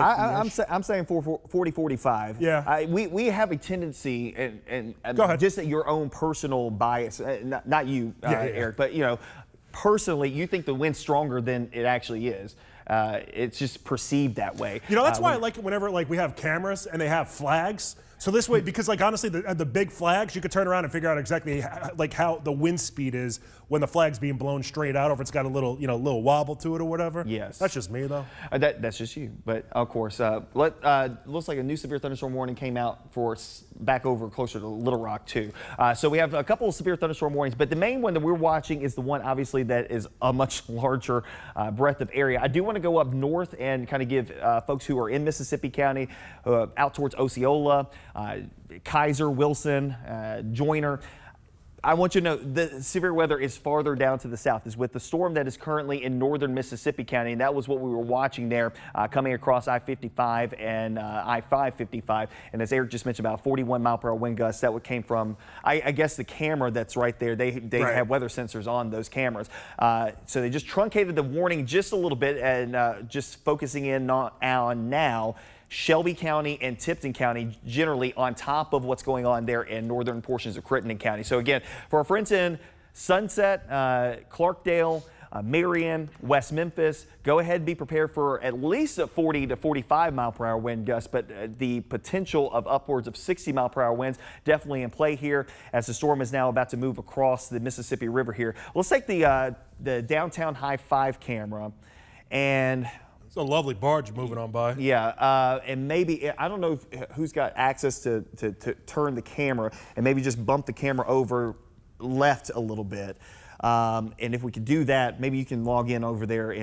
Okay, so we will, the Midtown camera's got a nice shelf cloud on it. Yeah, so the way I looked at it is that you were talking about moving it to the left. Yeah. I said, shoot, the Midtown camera, that's going to be pointing straight to the west. Yeah, let's actually take the Midtown camera, and you could see the actual shelf cloud, which would give you indication, again, the drop off in the winds that are coming down. You see the top side of the, where it says Best Care Home Services. Yeah, the Best Care Home Services High 5 camera, the little banner up there in the left right-hand corner. That portion right there, that's the actual shelf cloud. That is the wind that is blowing out from that storm. That is your outflow boundary. So that outflow boundary is now moving into the city of Memphis. And I wouldn't be surprised here shortly, Jerry Askin, keep an eye on the MLGW numbers because I have a sneaking suspicion that we're probably going to have those spiking up here in the next little bit. Hopefully not, but you just never know.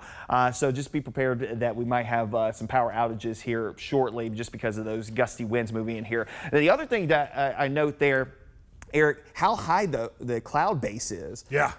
You're not getting a tornado out of that. No chance. So this is purely wind and hail potential. And I can see them moving the camera downtown, and you can kind of see it's almost over that barge over there. Yeah. And remember too, as far as just the specific thunderstorms concerned, you're going to feel and experience that wind first. The rain's not going to come till I'd probably say a good 10 minutes later. So, and the wind, in my opinion, is probably going to be the most impactful or the biggest potential issue out of this. So you're going to get that strong burst of wind out of this, and then the rain will follow it up in about 10 to 15 minutes. But I guess, as far as the actual storm itself, I'm not seeing really hail. This is just the wind really from the onset of it. Yes, and so that's the Best Care Home Services High 5 camera coming from downtown. We've turned it just a little bit to the left. You can see that shelf cloud making its way towards the river presently and moving down to the east-southeast. Now, there could have been a little bit of hail back out to the west. I saw you pop it up there on Precision Tracker. I guess that was coming out of Poinsett County. Correct. Yeah, and to the far northwestern corner of Crittenden County too, kind of where Crittenden cross Mississippi and Poinsett counties all intersect each other here. So looks like there was some hail a little while ago here. Let's see, going back about 4 to 4:30 or so, there probably was some hail that was in that general vicinity here. So been keeping an eye on that, and I'll pop it up behind me so this way you guys can see it as well.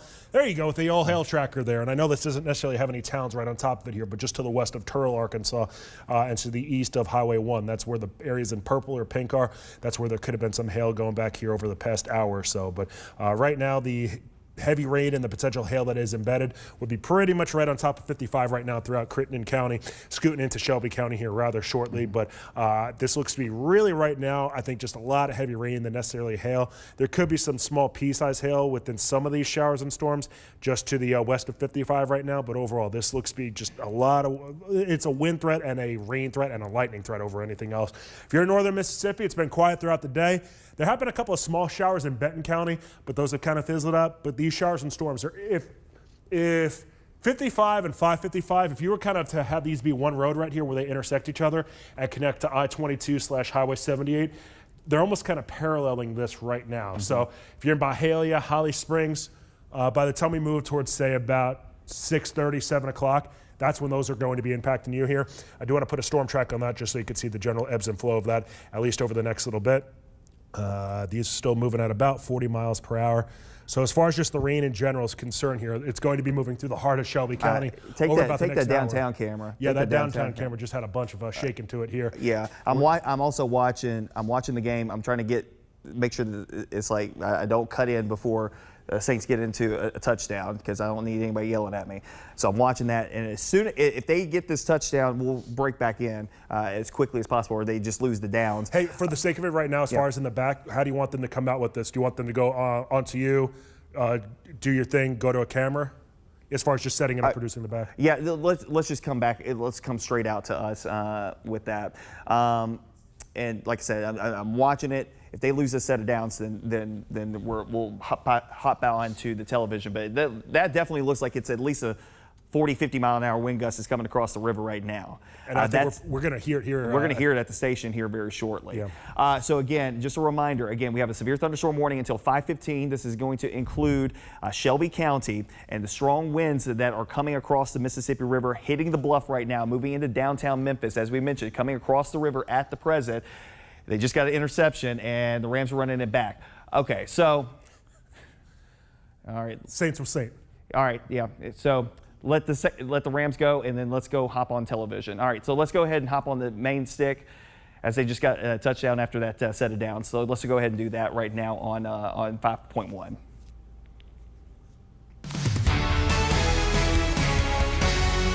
Thanks for joining us here on Action News 5. I'm First Alert Meteorologist Patrick Elson. We just saw the touchdown there with the Rams. We figured we'd wait until that happened or something happened with the game before we cut back in. But we do want to let you know severe storm is now moving across the Mississippi River into Shelby County. This warning goes until 5:15. Let's take the camera that is at downtown Memphis, our Best Care Home Services High Five camera, because you're going to see how interesting this looks here. The shelf cloud of the storm is now moving basically on top of the city, and the camera's been bouncing up and down pretty well as we've probably got some 40 to 50 mile per hour wind gusts coming into the city of Memphis right now as that severe storm now coming across the Mississippi River. So pretty dramatic scene there from our downtown High Five camera, and that is now moving off towards the east at about 40 miles per hour. So let's put another storm track on this storm, which is coming out of Crittenden County. And of course, this is going to continue to work its way off towards the north and towards south and east at about 40 miles per hour. So we'll put a storm track on it and get it into Shelby County and give everybody a heads up of where this is located at right now and where it's headed over the next little bit.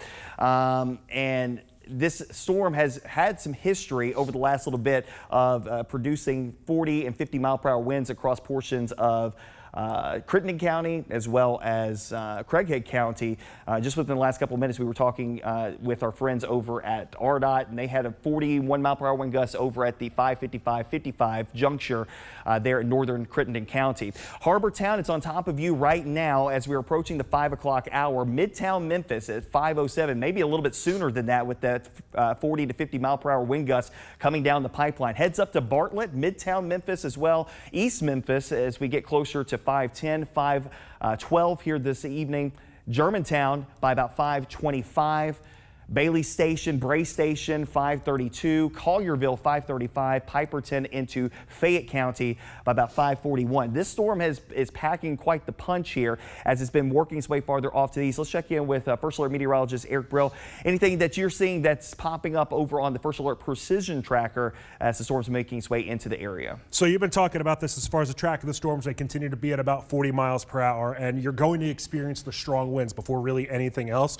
But there is some heavier rain. Some very small hail is possible too. The one area I will say that I'm keeping an eye on, because we've been talking about Shelby County a lot, is over near Drummond's, Tennessee and Tipton County. This area is starting to ramp up here as far as the activity is concerned. It's starting to hear some thunder here at Action News 5 in Midtown Memphis. But I do want to keep an eye on the area that is into western Tipton County, as that's starting to pick up just a little bit with the activity right now. And notice on your screen here, you see the arrows. These are good ideas as to what's going on kind of in the thick of the storms here. It gives us a little bit of information. The tops of these storms aren't too terribly tall, so they're not necessarily crazy. They're not trying to become crazy strong or severe per se, but they're just riding right along a little boundary that's scooting itself to the southeast. But right now, the big thing just continues to be the wind with these. There's quite a bit of heavy rain and even some lightning that is around with these too. But overall, Patrick, I don't want to say these are kind of typical severe thunderstorms, but relatively speaking, they are. We still do have that severe thunderstorm watch in place. What time is that until again? The severe thunderstorm watch goes until 10 o'clock, and it does include the entire Action News 5 coverage area here this afternoon. Time right now is 5 o'clock. You're joining us here on Action News 5, and we'll get you back over to regular scheduled programming over on Action News 5 here in a couple of minutes. But we want to give everybody a first alert of where the storms are currently located at. They're moving into Shelby County right now. This will not be for everybody. Not everybody will see storms here today, but where the storms are able to flare up, we got up into the middle and upper 90s again today, and that's going to make that storm fuel really pop with some of these storms here across the Mid-South as the frontal boundary gets ready to head in our direction. But again, 10 p.m. is where that severe thunderstorm watch is going to be allowed to be expired, and hopefully sooner than rather than later. But of course, the big story right now, obviously severe storm now moving into portions of Shelby County, moving into downtown and Midtown here shortly. I just heard the rumbles of thunder here at Action News 5. Let's take that camera again. Actually, let's take the Midtown camera now and give everybody a heads up of where this storm is located, because I think Midtown's going to be the next ones involved here. We just saw from the downtown perspective, the rain now beginning to come down pretty heavily as it's moving into downtown Memphis. There's the Midtown camera there, our Best Care Home Services High Five camera. You're looking off towards the west, right down Union Avenue, and you see the city skyline basically just getting shrouded in the rain as it's now moving across the Mississippi River. So very soon, that's probably going to be the impact for Midtown's perspective, probably within the next maybe 2 or 3 minutes, if not sooner. Go ahead, Eric. And for what it's worth, Patrick, National Weather Service is saying that they're about to come out with a new severe thunderstorm warning for, I think it's probably going to be for Lee County as well as to St. Francis County. Okay. So your first alert over towards Mariana, you might be dealing with a pretty strong, or even a severe thunderstorm here rather shortly, noting it is for 60-mile-per-hour winds and 1-inch diameter size hail. That's sliding itself to the southeast as well here. These have been kind of consistently going at about 40 miles per hour. So if you know anybody that is near Forest City, give them a first alert right now. Let them know that they have a severe thunderstorm at least in their vicinity, even though I think the worst of this is going to stay just west of them. Yeah, it looks like a new severe thunderstorm warning coming out for southern portions of St. Francis County and western areas of Lee County. And that's coming out of Monroe County, Arkansas. Wheatley, Palestine involved with this. This storm, wind and hail potential in play here, but the main story, again, we'll come back and track this one as well, but I do want to come back over to the storm of note that's coming into Shelby County, which is about to move right across the Mississippi River. Actually has come across the Mississippi River, and there's still a lot of rain behind this and some gusty winds that's still blowing in behind that. Actually, let's take that RDOT camera. Where's that one at? That's going to be Mound City Road? Yes. Okay, so that's going to be Crittenden County over at right before you get to West Memphis. So if y'all can take that camera, the RDOT camera at Mound City and I-40, and give us a perspective of what it's looking like over in Crittenden County as the storm's now moving in. There we go right there. There is that camera. That's I-40 near the mountain. Oh, wow. Oh! Power flash there. Yeah, that was well. That might have been lightning striking, I guess, the power pole over there. No, that was a straight up power flash. Was it? Yeah, it was green. So that was a power flash there. So the transformers adjacent to the power pole there, they popped off there. So probably power is going out now.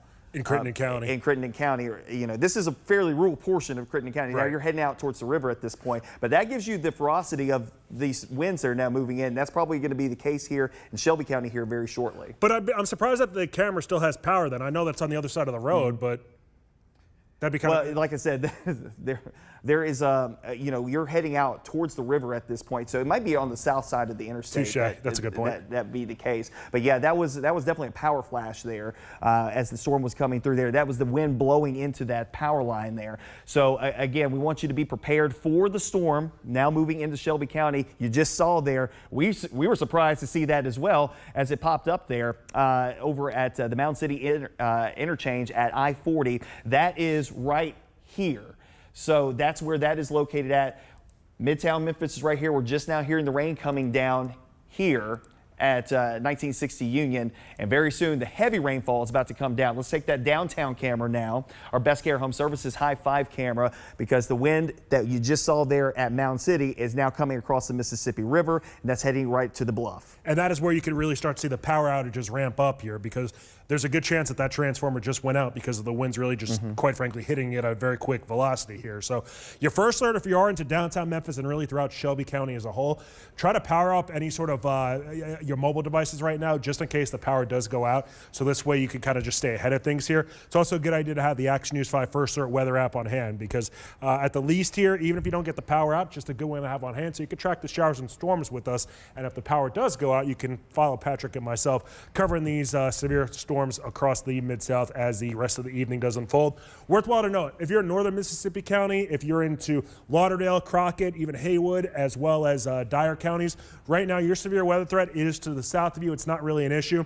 Do want to talk about that one storm that is over into Lee and St. Francis counties, as that's moving to the east at about 20 miles per hour. So just take a mental note of that, Patrick, if you are going to put a track on that here, that this one's moving here at about 20 miles per hour. The storm threats, at least with the First Alert Precision Tracker, this is indicating some pretty hefty hail that could be around right now. If you know anybody that's traveling along I-40, try to give them a first alert, let them know what we have going on here, because the First Alert Precision Tracker, it's indicating that the hail sizes on this could be 2.5 inches in diameter. This has a tendency to, this is showing you how big the hail is essentially at about, let's see, how high in the sky are we looking with this? This is going to be looking at a few thousand feet into the sky here. So while it might be 2.5 inches worth of hail that's falling, say, at a few thousand feet, once it does reach the surface of the earth, I wouldn't be surprised if there could be some golf ball sized hail near Wheatley, Arkansas. So Patrick, this will be moving into St. Francis and Lee counties before we know it. And we'll obviously be keeping an eye on this too. Let's can we try to double box the Skycam from either Midtown or downtown and one of us, so we can keep a perspective of a live view on these storms as they're coming across the river. If y'all just let me know when you have it ready, we'll go to it. But let's go ahead and keep tracking this storm, because now it's moving across the river and moving into Shelby County. I'm going to zoom out here and kind of give a bit broader perspective, because I know we have folks who are joining us from all over the place right now. If you're out near Selmer and Corinth, you're probably like, go back to the football game, weatherman. I get it, I understand, but we are also tracking these storms because everybody's going to have to deal with these, at least some of us having to deal with some severe weather here today. Dyersburg, same idea. You can send the hate mail to me later, as well as Oxford. But you know, right now in Shelby County, we have a severe storm. We showed you live here on Action News 5 the power flash there over in Arkansas, as the storms are now moving into that area and now moving into Shelby County. Let's track this out. And these storms have been moving at about 40 miles per hour. Now, Eric, I know you said the one that we were talking about over in Arkansas. We'll come back to that here in a second and track that one as well. These storms that are now over Millington, Atoka, Munford, over towards Wilkinsville, down towards Frazier, Lucy, as well as New Chicago, Smoky City, downtown Memphis, uptown Memphis, all the way down to South Memphis, Westwood, Boxtown. All of these areas are dealing with the heavy showers and thunderstorms. So we'll put a storm track on this line off to the east at about 40 miles per east-southeast at about 40 miles per hour. This will take it out an hour.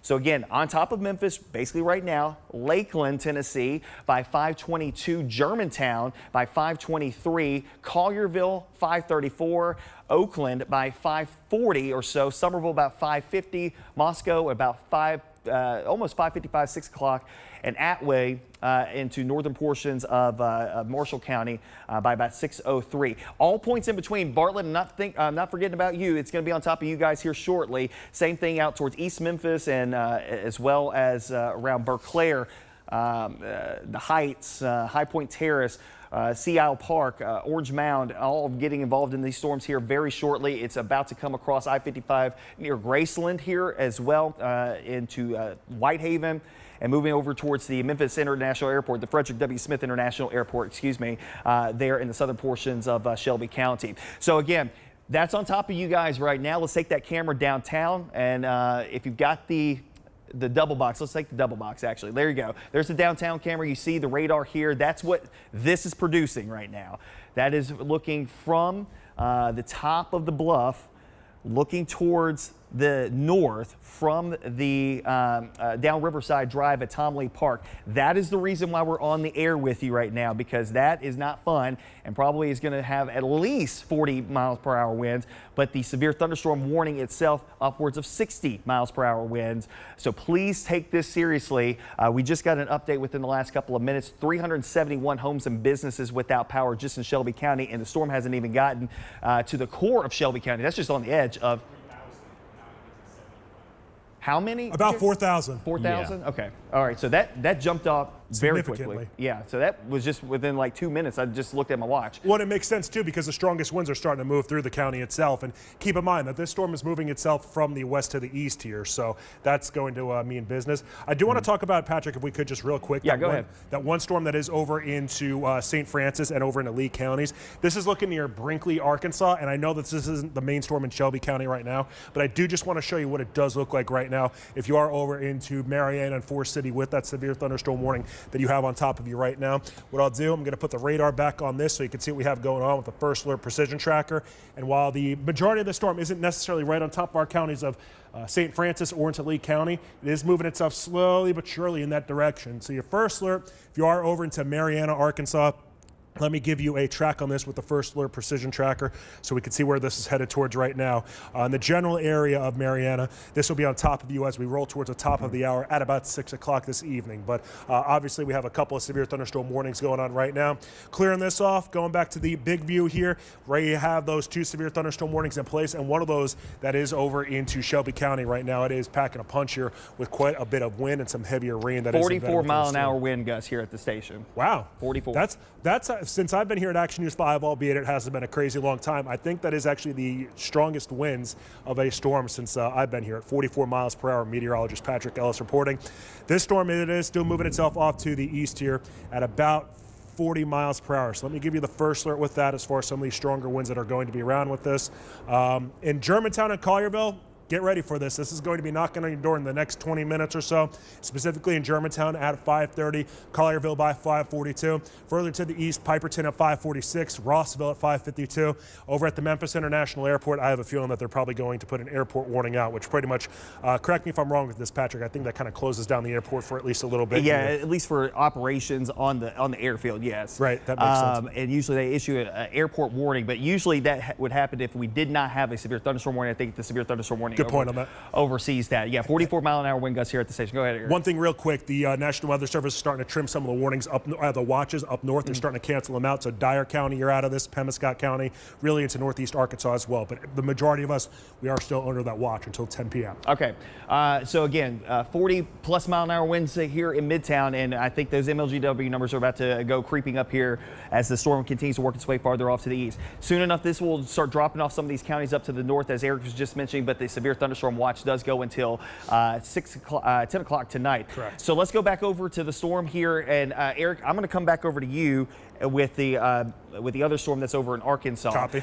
But that storm right now, at least 40 mile per hour winds coming into Memphis and Shelby County. And Jerry, you keep an eye on those MLGW numbers, because I think that they're going to be going up here pretty quickly. Put this into a loop over the last hour. You can see how the storm has worked its way from northwest to south and east. We gave you a first alert to this yesterday that some of these storms about 3, 4 o'clock were going to start flaring up. It wasn't going to be for everybody, but definitely some storm opportunities. And that's unfortunately the reality when you have highs in the middle and upper 90s, higher humidity levels start creeping back in here along a frontal boundary. This is what you end up with here, and that may be a common sight in our forecast for the next couple of days. Hate to tell you, but at least we get some rain out of it, right? That's the only positive thing, because this is not going to be fun as it's moving off towards the east. So let me back up here and put a stop on this really quickly, and we'll go back out to the larger view and kind of give everybody a broader perspective of where everything is located at. As we were mentioning a couple of minutes ago, we still have that severe thunderstorm warning until 5:15. You said that they're going to issue a new one downstream of this, right? For this one, they haven't. I haven't seen that, but they have to, I'd imagine. Yeah, at this point, just based off of what we're seeing here. So Right. let's go back in, zoom in a little bit closer, try to get down to the county level. We're even taking a couple power bumps here at the station, the 1960 Union. So let's put a storm track on this as it's now moving out east of East Parkway and moving out towards 240 and the flyover. Raleigh, it's on top of you right now. So a heads up again, strong winds and pushing into Raleigh. Sea Isle Park, 5. There's your new severe warning, thunderstorm warning. It's going to be Shelby County, DeSoto County, Marshall County, and it looks like a little clip of Fayette County as well. Hickory Hill, 520. Germantown, about 525. Cordova, 530. Handy Corner, that's going to be in northern portions of DeSoto County, out into east of Olive Branch by about 534. Collierville, 538, as you're getting out towards the 269, the outer loop. At this point, let's go back over to the camera here at 1960 Union. I do want to get another perspective of this. Best Care Home Services high five camera. You can't even see downtown at this point. You can't even see to the medical district. That's the heavy rainfall aspect of it, but then you've got the winds going along with it, and looks like at least power's on through about Belvedere. I can see that at least. Realistically, though, it's going to take a little bit for the power to kind of go in and out, though. I mean, I do want to point out just other areas aside from Shelby County that do have some power outage issues right now.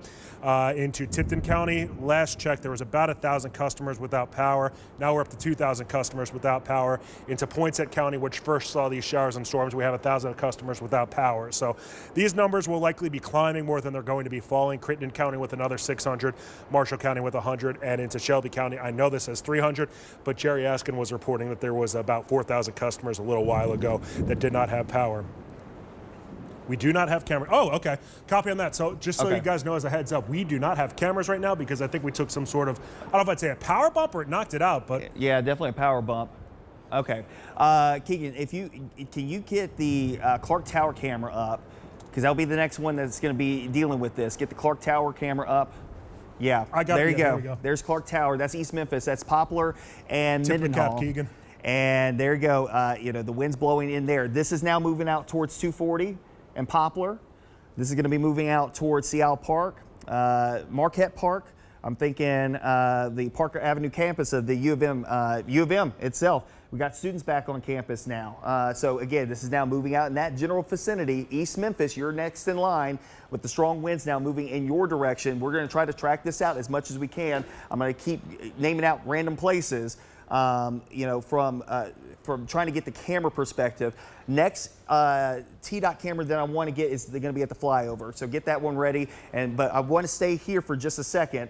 Let's stay on that camera for just a second, but the next T-Dot camera is going to be at the flyover. That is, again, the wall of water that you see off in the distance. That is actually the rain that's coming in. We are hearing it here at Action News 5. Like I said, about a 44 mile per hour wind gust within the last couple of minutes at Action News 5, and more than likely, I think that was about what we were feeling there at the top of the Clark Tower. And keep in mind, too, obviously, the Clark Tower, it's going to be a few hundred feet up, so the winds are going to be amplified there compared to the surface of the Earth. With that said, though, these are still going to be kicking here near the surface of the Earth itself. Whether you're in Union, it doesn't make a difference where you're at. We have some pretty strong winds around right now. Yes, and of course, now moving out farther to the east. Let's go back over to radar. Let's come back over here to the radar and track this out again. Again, the strongest portion of the storm moving out towards 240 and I-40, so out near the flyover. White Station, Berclair, moving out toward past Grahamwood. All these areas, Nutbush, all moving out here in that general vicinity. I don't want to forget about this storm that's also to the north of that one that's moving up through Brunswick and Bartlett and Bolton.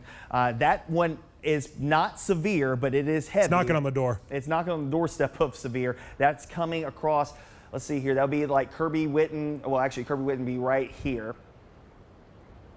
Okay, and we'll take that here in a second. And then we'll, Old Brownsville, Austin P Highway, those areas up there in northern portions of Shelby County, moving out towards, again, North Bartlett, Brunswick, heads up, that's moving on top of you. Arlington, Lakeland next in line for that storm. This severe storm, again, working its way out towards Germantown, coming down 385, coming down Poplar, straight down Poplar, it seems like, from one portion of the county to the other. And we're taking bumps here at the station.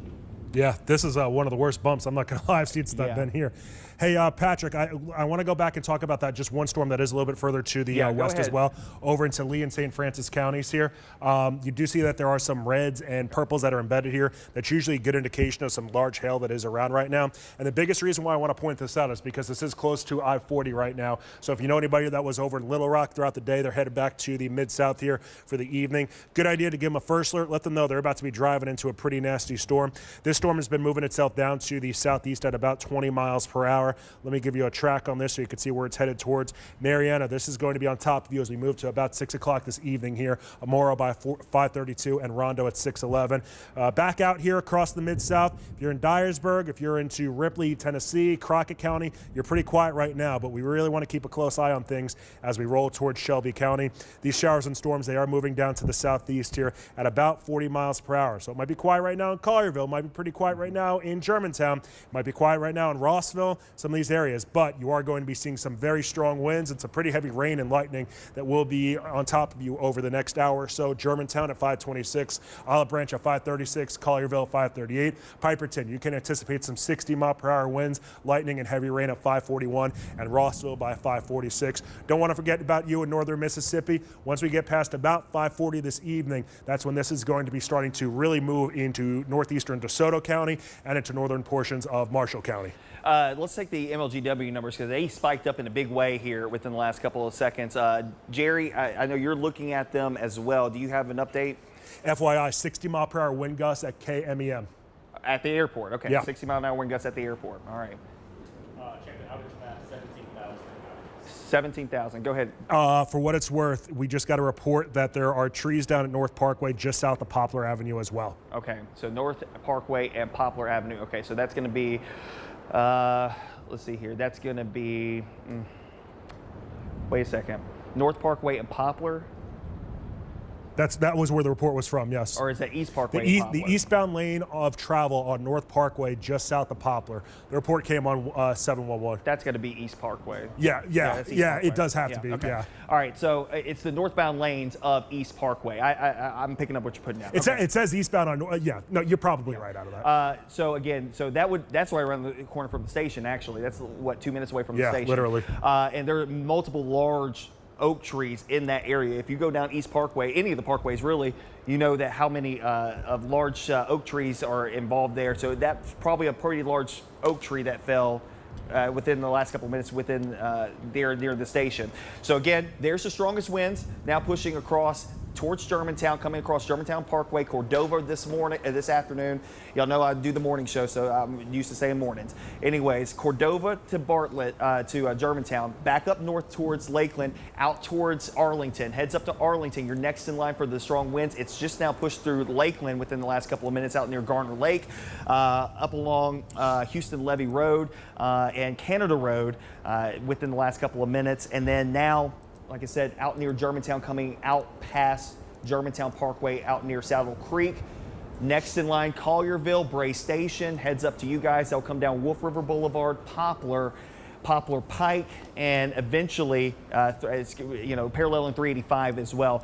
Eric, behind this, the storms are not as intense behind this, but it is going to be pretty loud for quite some time as that storm now moving into those areas. Also, heads up for Olive Branch. You guys are now getting in on those strong winds as well as the storm's now moving into DeSoto County. Hey, Patrick, just as a heads up, because we've obviously taken some hits here at the station, just be aware that pretty much about the only thing we can rely on is like the radars that we have, and that's about it, because they've lost, they're kind of getting stuff back on track here, but just be aware of that. The storms, the thing in Shelby County that we're the most concerned about right now are the strong winds over anything else. I do want to note, as far as a tornadic threat, we're not worried about that with this. Even as far as hail goes within Shelby County, that's not a big threat out of this. The big thing, truthfully, is the wind and the heavy rain that's on top of us right now. And especially along I-40 right now, this is going over towards Bartlett, Arlington, and Lakeland. That's starting to pick up with activity, I will say, and that's not a warned area. Yeah. So, Patrick, I would not be surprised if we're about to get another warning. Right now, we have the warning kind of slicing itself through the central portion of Shelby County and into the southwest corner of Fayette County. This one that's on the northeast of the 240 loop, that's a pretty nasty storm. I have a feeling we're about to get a warning on that because that's picking up pretty badly. Do you want to go back just real quick to the one that's over into Lee as well as into St. Francis counties? This one still continues to move itself down to the southeast here at about 20 miles per hour, and that's got some pretty big hail within it too. Your first alert, if you're in Mariana, you have about 30 minutes before this is going to hit you, and it's got the potential to have some pretty large hail within it and some strong winds. So Patrick got a couple of different warnings on here, and I wouldn't be surprised if we're about to turn it into 3 warnings here rather shortly. Yeah, 28,303. Without power? Without power. In Shelby? It just in Shelby County. Wow. So 28,000? Yeah. Wow. And we haven't even got through the entire county yet. So again, that's giving me some indication that there's a lot of trees that have also probably come down as well. As we just mentioned, East Parkway and Poplar, we just had that report come in within the last couple of minutes. Let's go back over here. I want to show you the velocity mode. This is the which way the winds are blowing mode here. And we would take the cameras, but unfortunately we're having some issues with TDOT cameras and even our in-house cameras at this point because we're taking so many power bumps here, even at the station. But these storms right here, they are packing quite the punch here. That's moving off towards the east at about 40 miles per hour. So if you see that bright red right there, that is indicative of the strong and severe winds that are now pushing through the area. And as Eric mentioned, 60 mile per hour wind gusts over at Memphis International. That's not something to sneeze at, to say the least. That is now moving down towards Olive Branch. Heads up for our friends in Olive Branch. And if you could, guys, try to get one of the cameras in Olive Branch, 302 and Hacks Cross. From the MDOT cameras. About to get a new warning for that northern Shelby County one, kind of in Bartlett, Lakeland, Arlington. Yep. All right. So new severe thunderstorm warning that just came out. This is going to be for portions of Shelby County as well as Fayette County. That's the storm that Eric was just mentioning. That's coming across 269 with the strongest wind. That goes until 6:15 for the northern portion of the storm. Now, if you're in Shelby County, the worst of it's right now sitting at Highway 64 and 269 right now, just south of Arlington. That's going to be moving out towards the east. Oakland next in line for that one, as well as Somerville. I would say Piperton, Moscow, Macon, heads up. That's moving in your direction over into Fayette County. The other storm of note, still working its way out of southern portions of Shelby County. That goes until 6 p.m. Again, the strongest winds are approaching Collierville here shortly. So I think we are almost out of the wind issues in Shelby County. Give it probably another 25 minutes, and I think we're done with the wind here, but the rain may continue with the storms that are moving through here. And let me know if y'all get that camera up. I said 302 in the MDOT camera, 302 in Hacks Cross, 302 in Hacks Cross. So I think there's still a lot going on with the power issues back there. Yeah. Do want to point out though, as far as the track goes with this, Germantown, I know it's pretty much on top of you right now, but as far as a really heavy rain, that will be there literally momentarily. Collierville at 5:43, Piperton at 5:45, Rossville at 5:51. Expect probably strong winds out ahead of it, but also the heavier rain that will be behind that. Moscow by 6 o'clock, and then Grand Junction by 6:16 here. If you're over into Eads, this is pretty much on top of you right now. You're about to have some very heavy rains, some strong winds, and anticipate the power truthfully going out here. If we're talking about 30,000 people without power in Shelby County, I'd imagine that those numbers are going to start to tick up pretty quickly here, whether it be in Fayette County, Marshall County, or DeSoto County, as really the next hour does come and go. Do want to still talk about that one cluster of showers and storms that is in Lee as well as into St. Francis counties. That's still packing quite a punch here. Wouldn't be surprised if we do have some quarter-sized hail, potentially larger hail than that. The areas that are in the white here, and I know this is in a relatively rural portion of Lee County, but the areas in white just to the north of Morrow, between Morrow, Forest City, and Mariana, it wouldn't surprise me if we did have some hail sizes that could be, say, golf ball-sized hail. And I know this is saying 3-inch in diameter size hail. It's likely a little bit smaller than that. That's actually reaching the earth. And another cluster of hail that could be around near Brinkley, and this is near I-40. That yet again could be some very large hail as well. So that specific storm, the hail's the big threat. Throughout Shelby, DeSoto, and even into Fayette counties, the wind is truthfully your big threat. Further to the north right now, it's still pretty quiet in Dyer County, and it is going to remain pretty quiet here in Dyer County, into Lauderdale County, Crockett, Haywood, and Mississippi County. Poinsett County, even your severe threat has dwindled down quite a bit. Still want to keep an eye on those storms though into Cross County and into Crittenden County as well, Patrick. Yes, of course, the storm of note that I'm keeping an eye on right now, some bursts of wind now moving into southern portions of Shelby County, Parkway Village, Fox Meadows, Hickory Hill, Capelville, starting to see some stronger winds beginning to move in there. I'm going to zoom in a little bit closer because, again, I see 2 or 3 pockets here of 60+ mile an hour winds that are popping up. You see the brighter pinks that are flaring up here. Lakeland, like I said earlier, also 269 and Highway 64 heading out towards Eads and Fisherville. Then down here, this would be Parkway Village, Capelville, Hickory Hill. Moving in this direction, there's 385 right there. So on the south side of 385, approaching Winchester, going past Kirby Parkway, going past Hickory Hill. These areas right in through here, that is where we're seeing some very strong winds. That's going to be out near the intermodal facility and continue to work its way down towards the south and east. I want to give a heads up for our friends in Olive Branch, eastern portions of DeSoto County, because this pocket right here heading in your direction, also by Hialeah, northwestern portions of Marshall County, crossing over 269, probably within the next, 15 minutes or so. Then we'll come back up to the north to the other storm that is coming out of eastern Shelby County that is up closer to 64, heads up for Oakland, because next in line, there's Oakland, Fisherville, this burst of wind. Wow. I don't know if we can pull up the, I can see that's Winchester and 385. Take that camera. Gusts at the airport of 56 knots, which is about 64 miles per hour.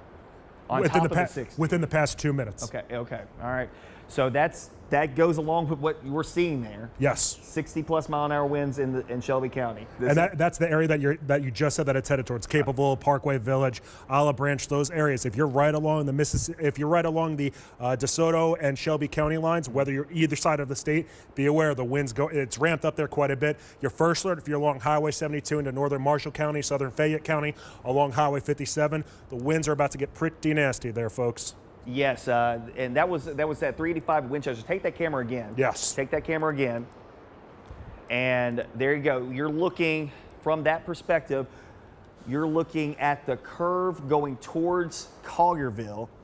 So you're looking back out towards the east. So behind you would be Kirby Parkway. In front of you would be where you go over towards like Dick's and Topgolf. And then off in the distance would be like Sam's and Walmart, all that stuff down there. This is some torrential rain that's coming in there. You see the sheets of rain shooting along the interstate there. And again, that's where that 60 mile an hour wind gust would likely be. Literally, it might be slightly south of that even, Yeah. but I mean, it's that whole range there along 385 with some of those strongest winds. Hey, Patrick, if you're cool with it, let me put a track on this because I want to just give everybody that first alert, especially if you are into northern Mississippi right now along Highway 72. If you're in Collierville, 542, I mean, this is pretty much on top of you in the matter of about 10 minutes in Collierville specifically. Piperton by about 545. An area like Sladen, this will be in the range of about, say, 6 o'clock this evening here when it will be impacting you as far as some of those really strong winds. Do want to go out just a little bit. Let me give you a little bit bigger of a track because now we do have those two warnings that are in place here. And I do think it is always important to give you guys those tracks so you can see where these are headed towards and who's going to get impacted by them. And pretty much on the left-hand side of your screen, the towns and the cities, the town/cities and times that are next to each other, those are when you're going to be impacted by the heavy rain and some 60 mile per hour winds. Collierville basically on you right now, Piperton at 539, Rossville at 545, Moscow at 555, Grand Junction anticipates 60 mile per hour winds, heavy rain and lightning at 613, Snow Lake Shores in northern portions of Mississippi at 622 and Ashland at 626. These continue to move to the southeast at about 40 miles per hour. Patrick, you got something? I'm going to circle back over to this storm. You go over to Arkansas with the hail threat. So let's come back into the storm of note. Again, two different severe thunderstorm warnings. It's really for the same complex of storms. So when we put this into the velocity mode, the which way the winds are blowing mode, everything that is red or pink here is moving away from the radar site in Millington. So that's all moving out towards the east and southeast. As we've mentioned, about 40 miles per hour with the storm motion. Then on top of that, you've got the storm winds that are coming along with it. We were just talking about these two little blips here that I'm going to circle right here. That's where we could have some 60+ mile an hour winds. And then right here as well in northeastern Shelby County. Those are both moving down towards the east-southeast. I think we're about to get a new scan coming in here. But at any rate, if you see that bright pink, that is some pretty strong winds here. And again, at least 60 mile an hour winds. And you 64. said 64 over at the airport. From that perspective, that storm that was over the airport, which is right here, that is the 64 mile an hour wind gust. That's moving into southeastern Shelby County. Looks like we've got some issues with the radar. I think it's struggling right now. Right. But needless to say, that's the same areas that we're talking about here. That does not change. The impacts don't change, even though the colors may have changed on the radar. Hey, Patrick, just worthwhile to note, too, even if you see the green and the red on your screen like that, we are not worried about tornadic activity with this. Yes. By the way, yes, I understand. Good note there. Because, usually we look at green and reds together. Looking at tornado, no, this is straight line winds coming through here. Unfortunately, this is going to be a pretty rough go of things. I'm checking to see power outages. A lot. 74,000? Wow. Wow. There we go. There's the outage Appreciate map. that, Keegan. You're crushing it, man. That one's not updated because, Yeah. go ahead and refresh it because right now that says 45, but I just got the text message 70. And yeah. the National Weather, somebody in the National Weather Service chat just said that too. There you go, 74,000. And if you notice too, it's kind of scattered all around the area too. Not so much to the north, but certainly down to the south, closer to the airport, and really all throughout, honestly, Memphis as a whole, or just Shelby County as a whole. And keep in mind, this storm still hasn't been through Germantown and Collierville as far as the furthest extent quite yet. All right, as far as what we have, it usually takes about 15 minutes for it to repopulate. I got you. That makes sense. Tipton County and also Crittenden County are seeing their issues when it comes to the power too. I don't want to forget about you guys that are over into Lee and into St. Francis counties because that storm looks like it is still producing some significant hail right now. Your first alert, if you are closer to Mariana, Morrow, and Forest City, and if you know anybody that is traveling right now on I-40, this is a pretty nasty storm that you are contending with. As far as some of the hail that could be with this, the hail detector, it's not picking anything up right now, but notice when we look at the hail tracker, so this is more over the past hour. Those areas that are darker purple and almost black, that's where there could be some significant hail falling. These storms continue to move off to the southeast at about 20 miles per hour. So let me give you just a quick track on that again. Mariana, it's knocking on your door as far as some of the heavy rain at least, extending it down to the southeast. Tunica, your first alert as you kind of move towards really about 6:30. This could be heading in your area. Mariana about 5:46, Rondo at 6:08, and Lexa at 6:26. Expect some heavy rain, some lightning, some strong winds, and the potential of some quarter-size hail as well. But that storm isn't moving very much. Further up to the northeast here into the heart of the mid-south, over towards Shelby County and into Fayette County, Marshall and DeSoto counties. Your first alert as far as the storm track. If you haven't had to deal with these showers and storms quite yet or the strong winds, these are going to be on top of you before you know it in Marshall County especially. These are moving to the southeast at about 40 miles per hour. So if we keep that track going, Collierville, you're starting to get the leading edge of the heavier rain as well as the winds. Piperton at 5:38, Rossville 5:44, Snow Lake Shores at 6:19, and Ashland at 6:23. National Weather Service just noting that they are considering this mean severe thunderstorm warning with wind being the biggest threat out of this, not hail, which makes sense. I haven't heard any hail here at the station, and this really has been more of a wind threat than anything else. And yet again, the reason why we're on right now is because the airport in Memphis over at Memphis International, it is the wind gusts there have been 60 and 64 mile per hour gusts that have been observed there, or at least unofficially observed there. So yes, there could be some variations within that, but overall, this is a significant wind threat right now. And there's your first alert with the first alert precision tracker for some of the towns and cities that are into Marshall County, Benton County, as well as Fayette, and even further to the east here at Hardeman County, when you could be contending with these strong winds, the heavy rain, and the lightning. Rossville 5:42, Moscow 5:51, Williston 5:52. Grand Junction at 6:09, Snow Lake Shores in about 45 minutes, and then Ashland at 6:24. So these storms, they're packing a punch, Patrick. No doubt about that. No doubt about that. Let's go back over to the radar for this storm and go back over to the velocity mode. Now, I was just noting here as the radar was coming back around, there is definitely a big surge of wind that has popped up here within the last couple of minutes there in southeastern portions of Shelby County. Heads up Piperton and heading out towards Collierville. That right there, you see this little brighter pink, even brighter than this. That may be indicative of 70-mile-an-hour winds. Yeah. I would not be surprised with that. Based off of what we know from the airport within the last couple of minutes, 64-mile-per-hour winds, that's probably 70-mile-per-hour winds. That's now moving south of 385. We'll zoom in a little bit closer.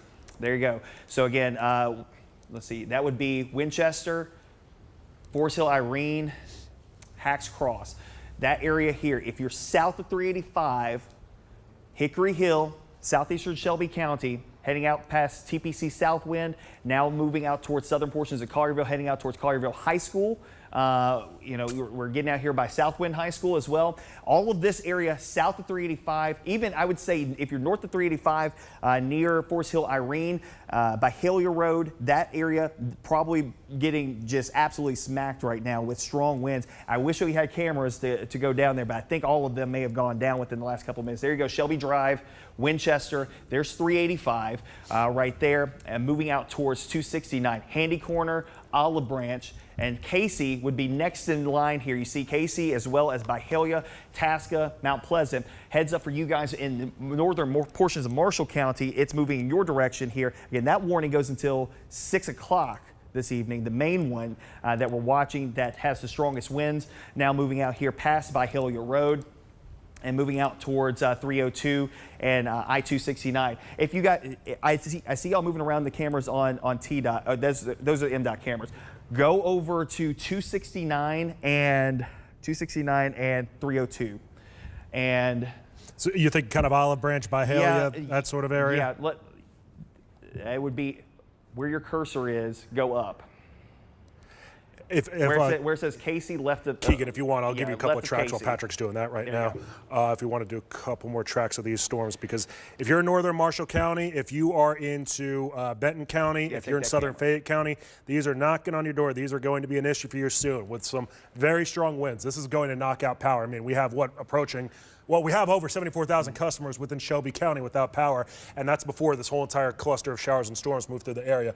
Patrick, what you got on the MDOT cameras here? That is going to be at 269 and 302, so just south of Goodman Road here. Jerry, I just saw what you said in the team's chat. How many power outages you want to say? 97,000 customers without power, MLGW. I hadn't heard that in about 3 years. Yeah. Since the storms that we had in 2023, where power outages was that high in Shelby County. There's your outage map, 97,000. And look, if you look towards the southeast portion of the county, those haven't really updated yet because the storms are moving through there right now. We're going to climb over 100,000 here very shortly if we're not there. More than likely, 22% of the MLGW customer base out of power right now.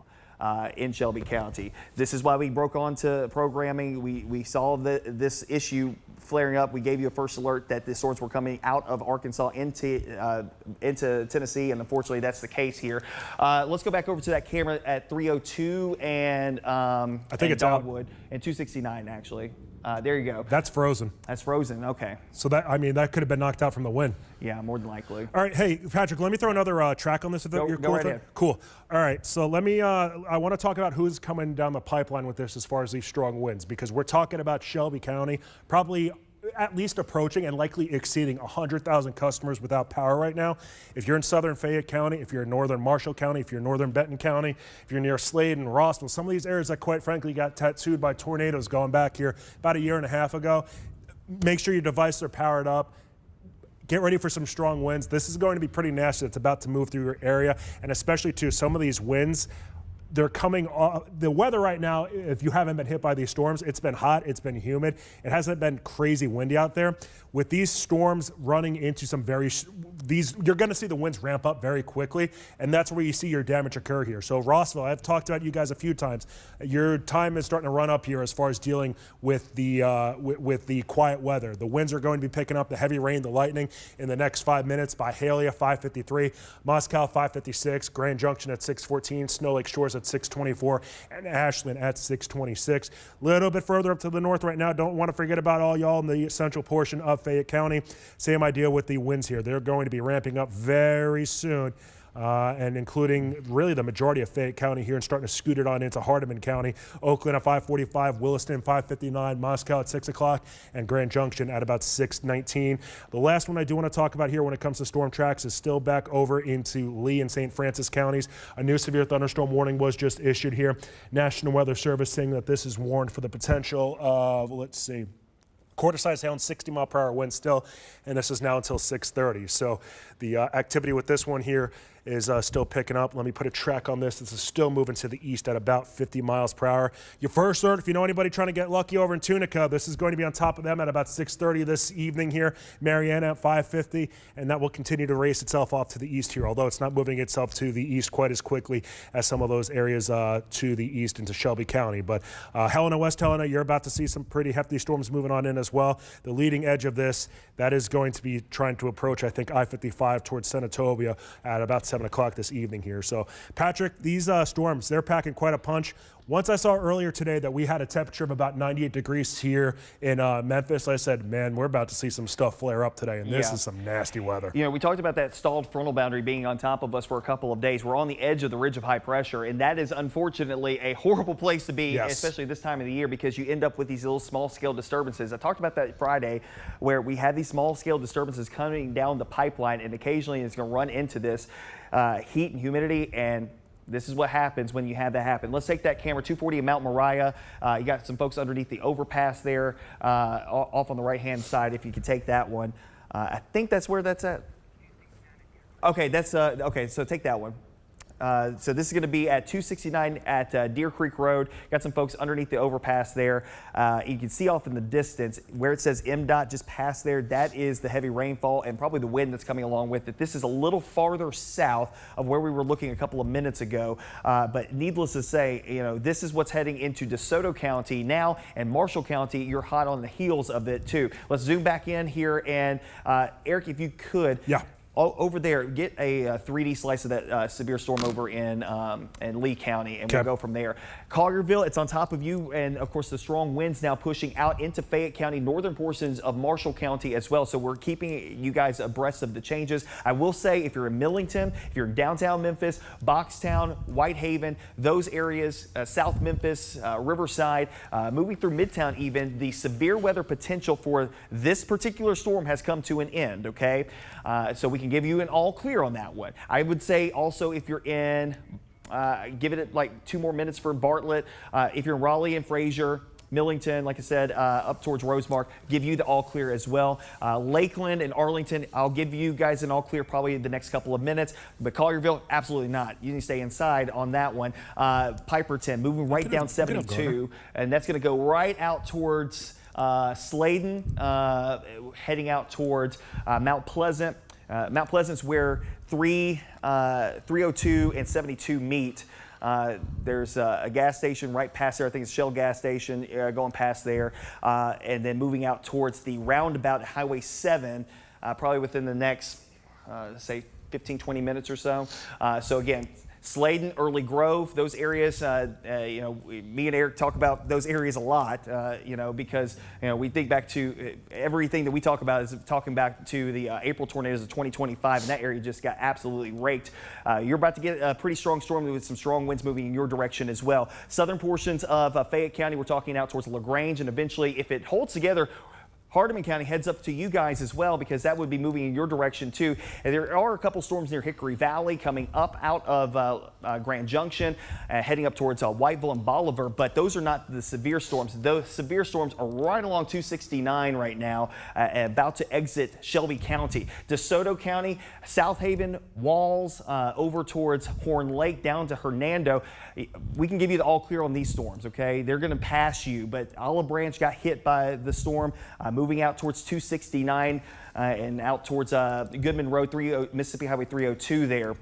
That's where the strongest of the storms are currently located at. It's weird to hear just like an eerie calm outside right now, because it was so loud inside the building as the heaviest of the rain was coming in here in the last little bit. But, if you're in Collierville, if you're in Germantown, if you're in eastern portions of Shelby County, western Fayette County, it is not a good go of things right now. Stay indoors with this storm. Jerry, you got an update on those power outages? We got to be over 100 by now. Yes, 111,000 outages. We're also checking with MPD and SCSO for injuries and for any damage reports right now. Okay. Hopefully there are no injuries. Yeah. Yes, hopefully. 111,000? Yeah. Yep. That's going to be, I hate to say that, that's going to be in the top 5.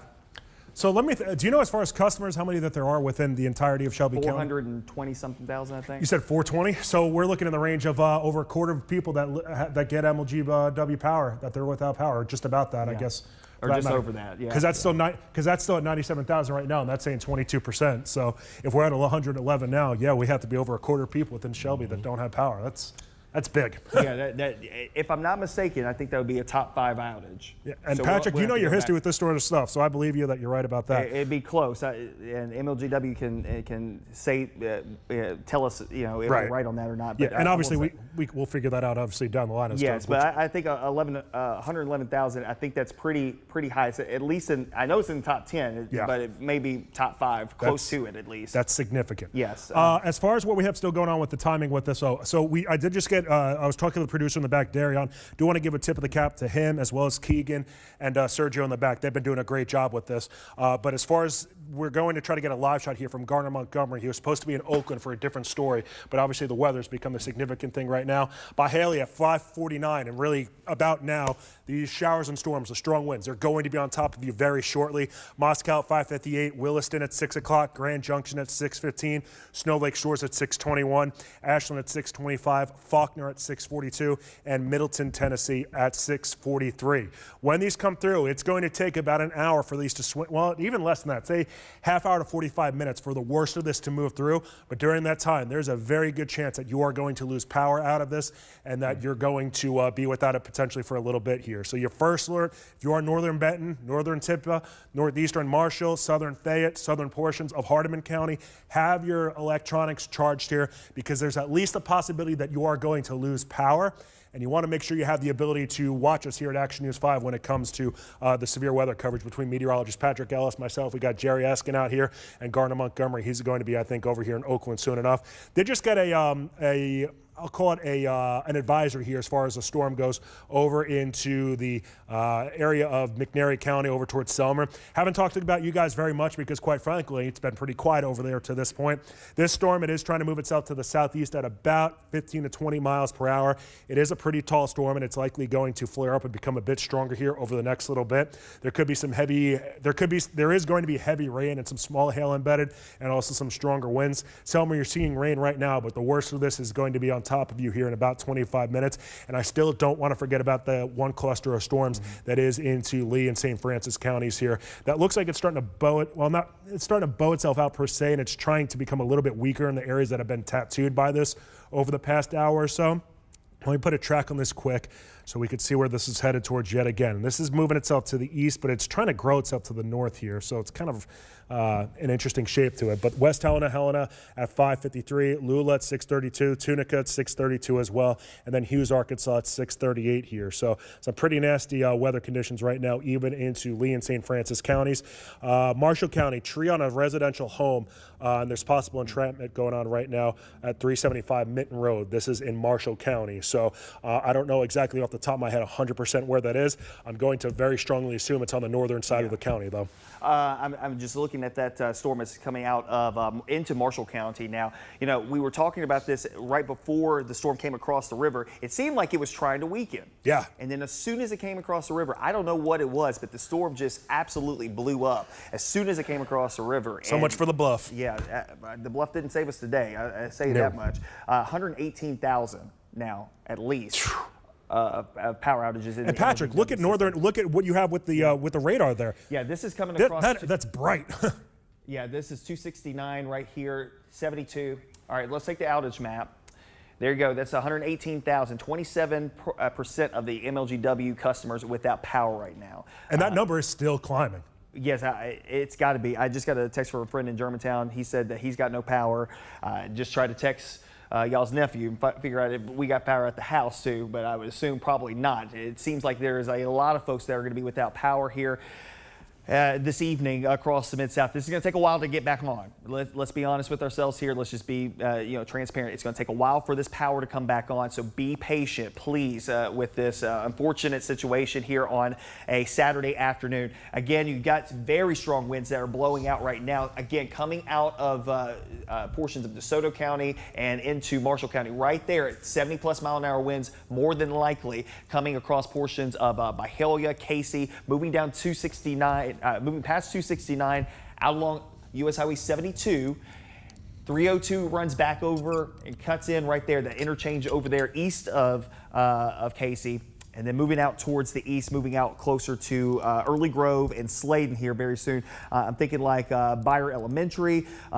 You start heading out towards Early Grove and Sladen, that area, Sladen Baptist Church. We start getting out closer to the Benton County line, Highway 7 roundabout, that area. That would be probably the next big interchange that would be involved. That sits right here. So again, if you're in this area, please, by all means, take this very seriously. If I'm not mistaken, this might be, we are definitely in a considerable situation. That's what we're saying on the air with you because of these 60-plus mile-an-hour winds. Hey, Patrick, look at what my storm winds are picking up. I know this is a little higher in the sky. This is saying 97-mile-per-hour winds. Take 101 now? Yeah. Wow. That's one pixel, but that area right there might have well over 70-mile-an-hour winds. This is saying consistently 80-plus pretty much throughout it here. This is, man, I'll tell you, so this is looking at about 1,900 feet into the sky here, as far as what the radar beam's looking at. Shave off about 10%. I mean, that's 75 miles an hour. And Patrick, at even if least. it, yeah, that is nasty. It's probably about 75 mile an hour winds that are actually hitting the ground. If it is anywhere close to 100, though, my goodness. You know, it doesn't have to be a tornado warning for it to cause damage, and more than likely a severe thunderstorm is going to have more damage path than anything else, and unfortunately that's the case here today. There you go. Again, there's where Eric was looking at right there. That bright yellow inside the pink, that is where we could see over 100-mile-per-hour winds. You know, I don't think that it's 100. It could not. It could. But more than likely, you're going to shave off a little bit because that's looking at about 2,000 feet above the ground. So at 2,000 feet, it's 100 miles an hour. But probably down to the ground, you shave it off a little bit and you end up closer to like 70, 75. Hey, for what it's worth, so we were talking about Garner Montgomery, that he was over in Oakland, and this was going to be for a non-weather related story. And I do believe that we do have him up and running over in Oakland right now. And I will say at the worst of this storm, it is to the south of Oakland. But if we can go over to Garner Montgomery, kind of tell us what you have going on over there in Oakland right now. It looks pretty nasty, pretty wet over there, man. Yeah, like you said, we were here for a different story. A bomb threat is just down the road. That's what we were here planning to cover for our 6 o'clock show. But of course, I just got to show you what we're seeing out here in Oakland. We saw some really strong winds come through here, maybe about 540-ish. And we got a little break from that until it started pouring. Lightning started coming down. About to the west of us, there was a lightning strike about 500 yards out. We saw some to the south of us too. You can see there's still lightning strikes. It's still an active thunderstorm out here. You can imagine those people affected by the bomb threat are going to be in for a worse evening now that they're coming back to their homes. I'll keep you updated on that story, but again, it's very nasty out here. We'll keep you an idea of what it's looking like here on the ground while we're here. We're safe under West Junior High School. Shout out to school for being a safe place for us to stay while we are here in this extreme weather event. Yeah, Garner, and of course that storm that is over top of you, still severe, but the worst of it down to your south right now. Stay safe out there. We'll come back to you in a couple of minutes. This is a rarity that we don't get very often here in the Mid-South. We're going to have a new severe thunderstorm warning that's going to be downstream of this one, a destructive tag that will immediately turn on the wireless emergency alerts, the things that blare. That's going to come out here very shortly, and that's probably going to include Marshall County, Benton County, southern portions of Fayette County because of over 80-mile-per-hour winds likely with that storm that is now moving towards Early Grove and Slayton. Please, by all means, take this a precaution as if it was a tornado. Get into your center portion of your home, away from windows and doors. This is a serious situation. Again, I can only name maybe 2 since I've been here destructive severe thunderstorm warnings, and they were from June of 2023. Guess what? We had over 100,000 homes and businesses without power just in the MLGW system. So I want to give everybody a heads up and a first alert of where this is going. I know we tracked this out a couple of minutes ago. Let me get the clicker out, and we'll kind of zoom back down here because this is where the storm is at its worst right now, northern Marshall County.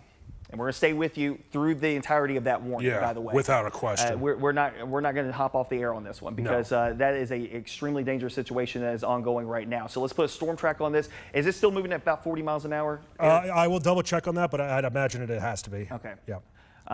They haven't come out with that actual warning yet. I'm waiting on that. Okay, but more than likely, they're probably going to issue it because this one comes up to 6. So they're going to downstream this. This would be eastern Marshall, northern portions of Benton County, and probably would include portions of Tippah County as well. This is probably the worst of it all right now. Possibly over 80-mile-per-hour winds coming down Highway 72. This is north of Holly Springs, but if you have a Holly Springs address, you live a little farther north, closer to the National Forest, please take this seriously. This is a dangerous situation that is currently unfolding in northern portions of Marshall County, now about to move into portions of Benton County. I'm going to put a storm track on just this portion of the storm. It might be going a tick quicker than 40. I might put it closer to 50, but I mean, go with your track right now. There you go. All right, there's your new severe thunderstorm warning. We'll come over to that here in a second. And actually, With that being said, can you read that off to me? What's that, the warning? Well, not the warning, the speed on the warning. The speed on the warning that they issued it is 45. It's 45. Okay, I just wanted to make sure because I wanted to get the And track folks, just right. well, I'm letting Patrick this week collect his thoughts and put the track on there. Yeah, there we go. This has a forward speed of 45-mile-per-hour winds, but the winds embedded within this storm are 80 miles per hour. Patrick, what's your track on that? There you go. Holly Springs, time to get to your safe place right now. Get to your safe place. If you live north of Holly Springs, in the city of Holly Springs as well. Safe place now. Early Grove, Sladen, I cannot stress this enough. You've got to take this as a tornado precaution at this point. This is going to be, what, I don't know, 7-8 miles of a damaging wind threat, north-south. It's physically a big area, too. It's Yeah. not confined. A tornado is a couple hundred yards wide. Right. This is several miles wide. This is why we say when we talk about severe thunderstorms and straight line winds, situations like this can be just as damaging, if not more, because of how big it is. Snow Lake Shores, heads up, 612, Ashland, 616, Gravestown, about 626. Go ahead, Eric. No, you're good. Keep going with those. Okay, so again, please take this precaution immediately. I want to go over, and I might have to send this out again. There is a Holly Springs Utility District outage map, but I might have to send it out again because. Well, and think about it too, Patrick. Obviously, we'll have to keep a check of that too. This is going through Holly Springs right now. It's going to take a little bit for those numbers to ramp up. Yes. I do want to note too that there is a nasty thunderstorm that's near Helena, West Helena right now, and it has the potential of it has a little bit of spin to it too. So I know this isn't necessarily a tornadic threat as far as what you're dealing with in Shelby, Marshall, and Fayette counties, but I do want to just note that out loud here. Patrick, keep going with what you got, man. All right, so let's go back over here and kind of reset. I want to go back over to the big picture. I know we've been very honed in for the last little bit. Dyersburg, you're out of the severe thunderstorm watch, and you do not have any active weather. So I don't want you to think that we're missing you. We are keeping an eye on the entirety of this. I know that this is the storm, though, of note that we need to be focused in on. Blytheville, Alamo, Ripley, Tennessee. Not Ripley, Mississippi. Ripley, Mississippi, you just went underneath that severe thunderstorm warning. That is a destructive severe thunderstorm warning. 80+ mile-per-hour winds possible with that one. Again, if you are north of I-40, we can give you the all clear on this storm, okay? I say if you're in Shelby County, we can give you the all clear as well. I don't think we're going to be dealing with very much of anything severe in Shelby County. We still have an active warning. It's a very small section of Shelby County. But again, you see the worst of the weather is down farther to the south. The storm that Eric was talking about over in eastern Arkansas, it's kind of losing its luster a little bit. Still, this is more of a hail threat along Highway 1, Arkansas Highway 1 from Forest City down to Mariana. And a new severe thunderstorm that just came out within the last couple minutes. Helena, West Helena, that's going to come across over by the Isla Caprice Casino, U.S. Highway 49, and then over across Highway 61. This includes Tunica County as well as Cahoma County back over into Lee and Phillips County, Arkansas for that severe thunderstorm. I do want to put that into velocity mode, the which way the winds are blowing mode, because remember, he mentioned that there was a little bit of spin back there in the backside of that storm. And there are two areas that we'll watch out for. Just south of the bridge at Highway 49 coming across the Mississippi River right there. That may be just storm wind, just winds flowing into the storm, and it looks like it's close. I think what he was mentioning was back here. I don't think that that's actually a tornado. That may be very strong winds that are blowing in behind the storm, actually, and may bow this out and push the winds even stronger heading into Mississippi here in the next little bit. So we're going to watch that storm too and come back to it here in a second. I want to zoom back out. We'll go back over to the how hard it's raining mode and go back into the wider perspective, because I want everybody to know we are keeping an eye on things. There is no more active severe weather in Shelby County, okay? So the severe storm that was in play for Shelby County has been allowed to expire. This is the wind bag, if you will, that's coming through northern Marshall County. And unfortunately, go over to the velocity mode again, which way the winds are blowing mode. And that's messy. We'll have to wait for another scan to come around. But I will say that that's probably going to come back about 80+ miles an hour, if not more. And right now it's going right across Holly Springs, Snow Lake Shores, Ashland, Potts Camp, Hickory Flat. Like you were going to take a tornado precaution at this point. Take that and please get inside of an interior room away from windows, because I have a sneaking suspicion that this is putting down not just wind, but torrential rainfall. And then on top of that, it is a very large section of Marshall County now that's going to be involved with that. I would say that's probably, what, 10, 15 miles north-south? Probably. You know, that's what we're saying. It's like, you know, straight line wind events like this can be much, much larger than just a small scale tornado. Yeah. And, you know, you're going to get winds of like a EF1 tornado out of this, but it's going to be in a larger perspective. Right. If we were to turn around and say, hey, there's a EF1 tornado moving through Marshall County right now, and oh yeah, it's 10 miles wide, clearly that would get your attention. Yes. And quite frankly, that's the way that we want you to interpret this as. This isn't to scare you. Trust me, I know my guy PSE. We are trying to keep you ahead of the storms. We're trying to keep you safe out of this, man. My middle name is an S. I hear you. But no, but seriously though, if you are in Benton County, you got to prepare as if you're about to get hit by an EF1 tornado that's literally 10 miles wide, because physically that is how much space this is taking up right now. Okay. Let's go ahead and come back over to the storm track. Potts Camp, Hickory Flat, as I mentioned a couple of minutes ago. It's basically on top of you within the next 5 minutes. Go ahead and take that time now. Get to your safe place. As we mentioned, Snow Lake Shores and Ashland as well. Safe place now. Interior room, away from windows, lowest floor of your home. Blue Mountain, we're talking Blue Mountain College as well. Over into Tippah County, Ripley, Mississippi.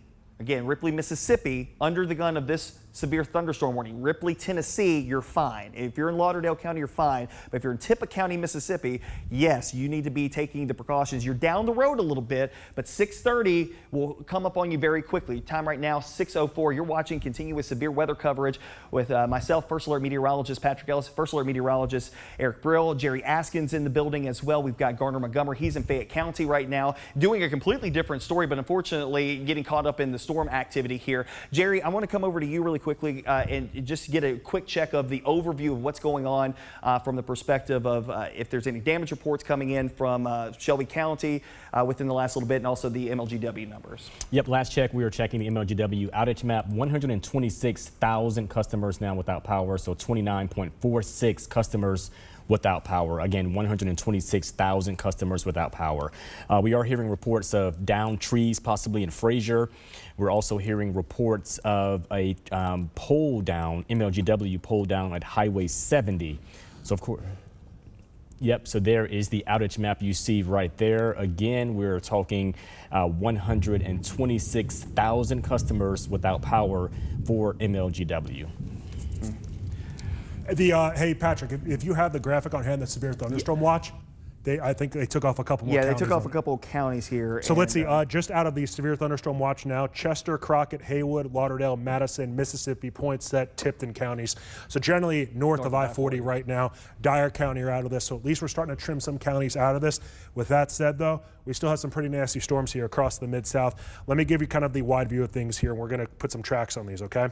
So this is what it looks like throughout the entire Mid-South, and I'm going to circle a relatively large area. Pretty much if you're within this blue circled area, and obviously if you're north of that or east of that or northwest of that, you don't have to worry about the severe weather really anymore. But if you are into Marshall County, if you're in Benton County, and honestly, we got to start talking, I think, two more places to really talk about here, and there's a bunch of places, quite frankly. The storm that's starting to get closer to Tunica right now, this is packing a bit of a punch. We do even have a shear marker that's on here. When you walked out a couple seconds ago, I went back into that storm, and that's behind the storm, but what I think that is maybe a rear inflow jet that's coming in. That basically, descending air on the backside of the thunderstorms coming down. It's colder and drier. It's descending on the backside of the storm and causing wind issues. It's more straight line wind than anything else that's involved in that storm. So I do want to point that out. Yeah, you see the shear marker there, but it's not in a place that it would make sense for it to be. It's in the backside of the storm. So that would make sense for me. It's a rear inflow jet. So again, upper levels of the atmosphere, there's wind that's hitting the backside of the storm, coming and descending behind it, and that's pushing out strong straight line winds behind the storm on top of the winds that are coming on the front side of the storm. Hey, Patrick, do you think, this is going to be a hyperbole? Is this an exaggeration to say that this is kind of, I'd say a Hurricane Elvis, a few years later? Let's hope. I know that's a stretch, No, but as far as the quantity of power outages, the wind speeds on this, man? We had way over 300,000 without power. It was that many even with Elvis. Okay. Yeah, that's the number one on MLGW's list for power outages. I do not believe that this hit, but this definitely rivals. This is in the 150 range, I bet, by the end of it. This rivals the storms from 2023, though, and we had people during that time frame. I think some folks were out of power for a week or so. Okay. So that's why I said earlier, please be patient. Your linemen are out there. They're gonna kill it. Okay, they're gonna do a great job. It's going to take some time, though, okay? So just be patient with them. And all of the different utilities, not just MLGW, we're keeping an eye on Entergy, we're keeping an eye on Holly Springs Utility, Southwest Tennessee, EPA, as well as North Central. That seems to be the highlight points right now. But again, there's your severe thunderstorm watch. The counties that are no longer in that, Pemiscot County, Lake and Obion, Dunklin County, Poinsett County, Craighead County, as well as Mississippi, Tipton, Lauderdale, Haywood and Crockett counties, Gibson County, as well as Madison County, out of the severe thunderstorm warning, Chester County as well. Farther down to the south, basically from I-40 southward, still underneath that severe thunderstorm watch until 10 o'clock this evening. I do believe that these storms will exit these areas before 10 o'clock. So do not worry that it's going to be until 10 o'clock this evening that you're going to be underneath the severe thunderstorm watch. I think here in Shelby County, give it an hour or so. We'll probably drop off some more counties of the watch as it continues to work down to the south. But this storm right here continues to be the one of note. My goodness, we're talking about this particular storm that's coming out of Marshall County. Again, Benton County, please take this as if it was a tornado. Okay, a small tornado from a perspective of wind. We're not talking about a EF5 tornado or anything, but we're talking about at least winds of an EF0, EF1, most definitely. But unfortunately, it's over a period and a span of several miles that we're talking about here. So remember, tornado is very small in comparison to what you're going to see here on the velocity mode. This is the which way the winds are blowing mode here, and they're truncating that warning just a little bit. They're updating it. Right on top of Holly Springs, Snow Lake Shores, Ashland. Can't emphasize this enough. This is going to cross over Mississippi Highway 7 here shortly. It's already crossed over Mississippi Highway 4, I-22, Mississippi Highway 178. Please, again, if you hear some of these roads here, this is the issue of note here. These storms are pushing out these winds out of the core of that storm, and it is not great. These pockets here of yellow, that's where we could see over 100-mile-per-hour winds. But again, we're looking at this at this point, what, 2,200 feet away from the radar up in the sky? 25 to 3,000. So that's looking at an elevation. It's not what's actually happening at the surface. But if you shave it off to what it could be at the surface, it ain't good. No. That's why we're saying please take this as if it is a tornado that is moving through this area here this afternoon. This is an extremely dangerous situation. We don't say that lightly here. And, you've heard me be on television, Eric as well. We've gone through some extremely dangerous situations together. And unfortunately, this is one of those here this afternoon and this evening. Time right now, 6:11. For those who are joining us all across the Mid-South, thank you for trusting us today to keep you updated on these storms. But this is a dangerous situation that is unfolding here across parts of the Mid-South this afternoon, Eric. And unfortunately, we're probably gonna have more conversations with Jerry when he comes back in here about damage reports coming in because I have a sneaking suspicion there's no way that some of these counties are not going to have damage. I'm worried about what Marshall County is going through. Yeah. Quite frankly, the thing that sucks the most, too, is that this is an area that got hit really bad by the tornado here about 18 months ago. That sucks. So, that sucks. Again, this area is very well known on, from the perspective of severe weather. You know how to handle it. Please take those extra precautions here, okay? Yeah. Usually when we talk about severe thunderstorm warnings, they can be flippant and you just kind of out of sight, out of mind type of situation. This one is the real deal, okay? This is not one to be playing lightly with. This is a real deal situation. It was a real deal when it even came through Memphis and Shelby County. We found out 60, 70 mile an hour winds, unfortunately, involved in that storm as it came through the county. And I wouldn't be surprised. We're probably getting to a point to where we're already peaked out on the numbers. We hope, obviously. We're probably close to peaking out on the numbers. There might be more that come and kind of trickle in, but this particular storm is nothing to play with here this afternoon and this evening. Again, we'll put a storm track on it. Take it out about an hour. There you go. Oh, well, there we go. Take it out about an hour. Potts Camp, Hickory Flat, Blue Mountain College as well, Ripley, Mississippi, Baldwin, Boonville. All these areas start getting out towards the far eastern extent of the Action News 5 coverage area. Not to say anything is going on in Selmer, but I just wanted to let you know that's just a good thunderstorm that's coming over Selmer right now, but nothing severe with that one. I'm surprised it's not severe, I'll be honest with you. Really? Yeah, I mean, that's got a hail core within it. Okay. How much of that's actually coming down to the surface of the earth, I'm not sure, but on the east side of Selmer. I see it just east of Selmer. Yeah. Just east of downtown Selmer. Kind of between Selmer and Adamsville, really. Yeah. That area right over there. That looks like it's got a bit of a hail core to it right now. Yeah, when I say a hail core, I mean just hail literally in the sky right now, and it's coming down to the surface of the earth. And it might, by the time it reaches the surface of the earth, melt itself out. And it's not really anything, but I wouldn't be surprised really along 64 there between Selmer and Adamsville right now if we're dealing with at least some hail being around there just to the east of downtown Selmer. Yeah, I'm not concerned necessarily of the wind with that one, but right. yeah, I see what you're saying there. Definitely some hail potential there in eastern portions of Selmer into McNairy County, but we're currently not severe on that warning. Yeah, I see it there. Yeah, I bet there's a little bit of a hail core in there. Just so you know, I know it says debris tracker. We can also look inside the storm and see if there's something that's different than just rain falling, and that's what Eric's looking at. That's probably hail that's falling up there. That would be crossing over 64 just east of Selmer, heading out towards Savannah here in the next couple of minutes in the Crump area out closer to the Tennessee River. So again, the warning and the storm of note remains the one in eastern Marshall County, now beginning to move into Benton County, Mississippi. This will be out of the Action News 5 coverage area in the next hour. Hopefully, it will start to calm down by then. And hopefully, we don't have a huge swath of wind basically from the river all the way to the state line. But right now, that storm does not look like it wants to give up. I mean, it is holding on to every little bit of wind, and it's pushing it out in front of it. Maybe not as strong, but it's definitely severe. It's bad. That's still denoting at least 80-mile-per-hour winds potentially inside that storm as it's now moving into Marshall County, moving out of Marshall County into Benton. I mean, it's still warned for 80 mile per. It's still got the destructive tag on it as far as 80 mile per hour winds. I doubt that they would drop that.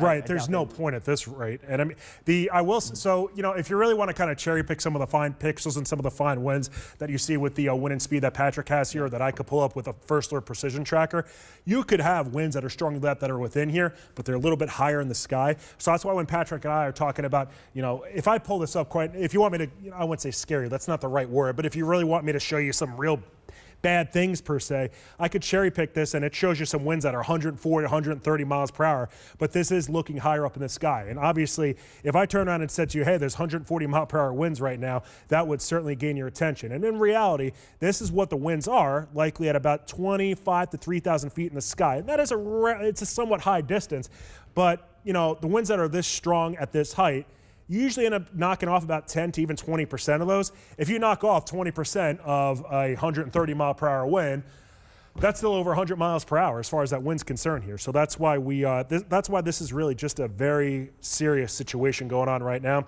I do want to give you a first alert and kind of track some of these winds out here, because there are still other parts of the Mid-South that still are going to be contending with this here over the next hour or so. And these continue to move off to the southeast, to the east-southeast at about 40 miles per hour. So Snow Lake Shores, you've been in it for a little bit, and the worst of it's on you right now. Potts Camp 623, Ashland at 625. Expect some very strong winds, heavy rain and lightning. Hickory Flat just after 630. Myrtle, Mississippi at 642. Blue Mountain, I've heard Patrick refer to that before, at 643. Ripley, Mississippi at 647. So you have a half hour if you are in Ripley, Mississippi to get into your safe place right now. Make sure all of your different mobile devices are charged. Look at the Action News 5 First Alert weather app. Dumas at 6:59 and then Jumpertown at 7:09. Do you want to go back and talk about that one storm that is over into Arkansas as well? Now it's scooted itself into Tunica and Coahoma counties. This is another storm that is severe warning. It could have some pretty heavy hail within it as well. Along Highway 49, not too far away from Lula right now, there's another area that's probably seeing some pretty hefty hail right now. Let me turn around and see what we have with some of the information in this. This is indicating some ping pong ball size hail that could be occurring right now. Pretty much near where Phillips, Coahoma, and Tunica counties all intersect each other. So not a great situation there. Fortunately, the wind's not as big of a threat here. Let me see, when it comes to the storm winds, this isn't really indicating some crazy strong winds, quote unquote typical sort of winds when it does come to a thunderstorm, roughly about 40 to 50 miles per hour. So the hail's certainly the bigger threat right now if you are in Tunica, Coahoma, or Phillips counties. Going back out to the wide view of things, in Shelby County, the activity has simmered down significantly right now. I do want to turn on the county power outage. Oh man, I've never seen that red here before. And I mean, it makes sense. So this is, as you alluded to, Patrick, this is now the most outages that have occurred in Shelby County. I had my producer, Darion, report this. It's at 131,000 customers without power in Shelby County right now.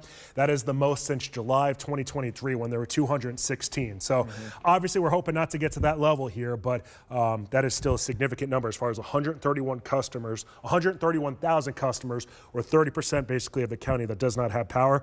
Worthwhile to note, Collierville High School is supposed to have a game tonight. I believe it was against East Nashville, and I was actually supposed to go out to that game to get a little bit of video for Matt Infield, but clearly not doing that now. That game is delayed. So I think plans on still having that here, but there's a significant quantity of customers without power. Yeah. DeSoto County, I have 5,500 customers without power right now. That's what I'm looking at here. Marshall County, 1,000. Over to Fayette County, 1,000. Tipton County, 1,000, and just a bunch of 1,000 customers without power right now. So, Patrick, we have, let's see, over a half dozen counties right now in the viewing area that have at least 1,000 customers without power. But the winds still are very, very strong and pretty nasty moving through Marshall, Benton, and Tippah counties. Your first alert, if you know anybody in Union County, give them a first alert right now in New Albany. They are going to encounter some very strong winds rather shortly, too. Yeah, the outflow boundary from that storm is actually moving across Sardis Lake right now towards the southern tip of it, moving into Panola County right now. And it's interesting because it's about to connect. I think it might be connecting with that storm that's coming out of Coahoma and Tunica. There we go, new severe thunderstorm warning that's going to include Quitman County, Panola County. Within the last couple of seconds, that literally just came up there. So let's I'll let Eric kind of get that one. Actually, I just realized that I took it out of frame. I got you. But I will say this. I'm looking at the Holly Springs Utility District. Right now, that 1,000, I think, is from Entergy on Marshall County, an additional 300 on top of that, and I wouldn't be surprised if more is going to come from Marshall County. Copy. So what you see behind me right now, this is the new severe thunderstorm warning that does include portions of Panola as well as Coahoma and Quitman counties, and even the far southern edge of Tunica County as well. I believe that is warned for the potential of 60-mile-per-hour winds and a 1-inch in diameter size hail. This is scooting itself to the east now at about 40 miles per hour. So Patrick, just kind of a mental note for yourself. I believe all these have a forward speed, or they're moving rather, at 40 miles per hour. So that's at least, if there's one silver lining with all this, at least they're all moving at the same speed, so we don't have to kind of, eyeball different things here. Yeah. Jonestown, 627. This is going to be on top of you. Falcon at 631, Sledge 636. Marks, Mississippi at 643. Batesville, Mississippi, right along I-55 at 701. Cortland also along 55 at 702, and then Pope at 704. Anticipate 60-mile-per-hour winds and 1-inch diameter size hail. Do still want to go back to obviously the big storm that is still mowing itself through Benton, Marshall, and Tippah counties with some very strong winds. Let me turn around and give you another storm track on that here, as this is still moving itself to the southeast at 40 miles per hour. Patrick, I do want to actually note, though, the National Weather Service, instead of saying that this has 80-mile-per-hour winds, they now have it at 70-mile-per-hour winds. Okay. So it's still a nasty, nasty storm. Well, that's what it was when it came through Shelby County. Hello. Where we are. So, yeah. So just so you know, they come off of the destructive tag is now, quote-unquote, considerable. It doesn't matter. It's destructive because if it comes through your house and it blows down a tree, it's destructive. So you get the idea here, folks. Please take these precautions. We don't want to don't take this lightly here. Damage in Mount Pleasant. Yeah, damage in Mount Pleasant, yeah. Mississippi. Yeah. Okay. Jerry, I'm going to come over to you because I know you're working the dials over there with folks and seeing if we've got some more damage reports coming in from Shelby County. Yeah, we are checking with Memphis Police and Shelby County Sheriff's Office for any reports of damage, and we are still waiting to hear back. Thankfully, right now, no reports of injuries right now. Power outage-wise, MLGW at last check, 131,000 customers without power, about 30% of the viewing area for MLGW without power, 131,000. As far as Arkansas, 27,000 customers without power statewide. Mississippi, 12,000 statewide. Okay, and like I said, we're working on getting some more information. It's going to take some time. I understand. Jerry's working and trying to get some information from our local officials. They're probably busy right now. Yeah, he's got 4 pieces of paper next to him and a few pens that I see running out of ink. So I know Jerry's cooking with some of that stuff right now. So it's going to take some time. It's just going to be the same thing with power outages and coming back on power. It's going to take some time, folks. So if you're out of power, you can still watch us here on Action News 5 on the app. If you lose power, you can still watch us. We're going to stay with you here this evening. I hate that we had to cut into the football game. It's preseason. Hopefully the Saints will get it together. Did they win? I'm just asking a question here. Or did they come back or nothing? Anyways, here's a look at what we got going on. Again, the severe thunderstorm that's still working its way across Marshall County into now Tippah and Benton counties. Please, again, new severe thunderstorm warning coming out for eastern portions of McNairy County. That's going to include that storm that we were talking about with the hail potential coming out of Selmer. Just had a new severe thunderstorm warning for McNair. Yeah, that's what I was just talking about. Gotcha. And that's going to be for the hail core that's going to be coming through. I do want to go over to Eric really quickly because you're looking at that storm. Again, I still think that's still rear inflow jet that's coming on the backside of Lula. It's in a peculiar spot, obviously. When you look at it, you see that bright green and right next to red, and you're probably thinking, oh, that's got to be a tornado. I think that may be just winds that are hitting the backside of the storm and dropping down behind it. So there's probably a burst of wind that comes along with it, and it's right along 49. Correct. If I'm not mistaken? Yeah, okay. Just to the east of, Isle of Capri over there. It's in that area of Lula right now. So, hey, maybe you know somebody that's over in Lake Cormorant. They're traveling down 51, heading over towards Clarksdale for the evening. Give them a first alert, let them know they're about to be driving into a pretty nasty storm right now, pretty much where 49 and 51 intersect each other in northern portions of Coahoma County. The reason, Patrick's kind of alluding to this, so, if I turned around and kind of showed you this, like you see the bright greens and the reds, that's like, oh my goodness, there has to be some sort of rotation going on.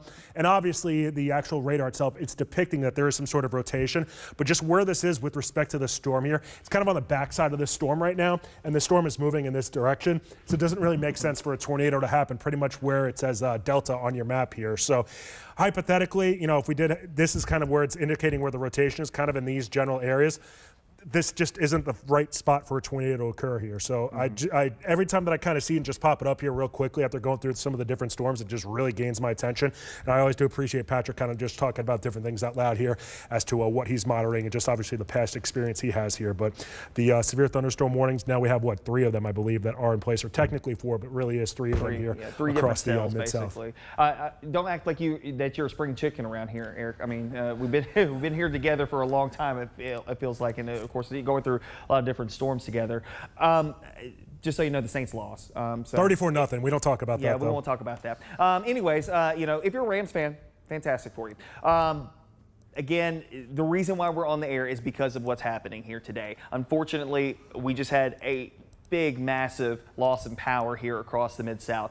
It's going to take some time to get back on power. So I want folks to understand, if you still have power, you're still watching us. I know if you're in Dyersburg, you hate me right now, and probably Eric too. Send all your hate mail to me. I'll handle it. Not Eric. Eric's a sweet teddy bear. You can't do that to him.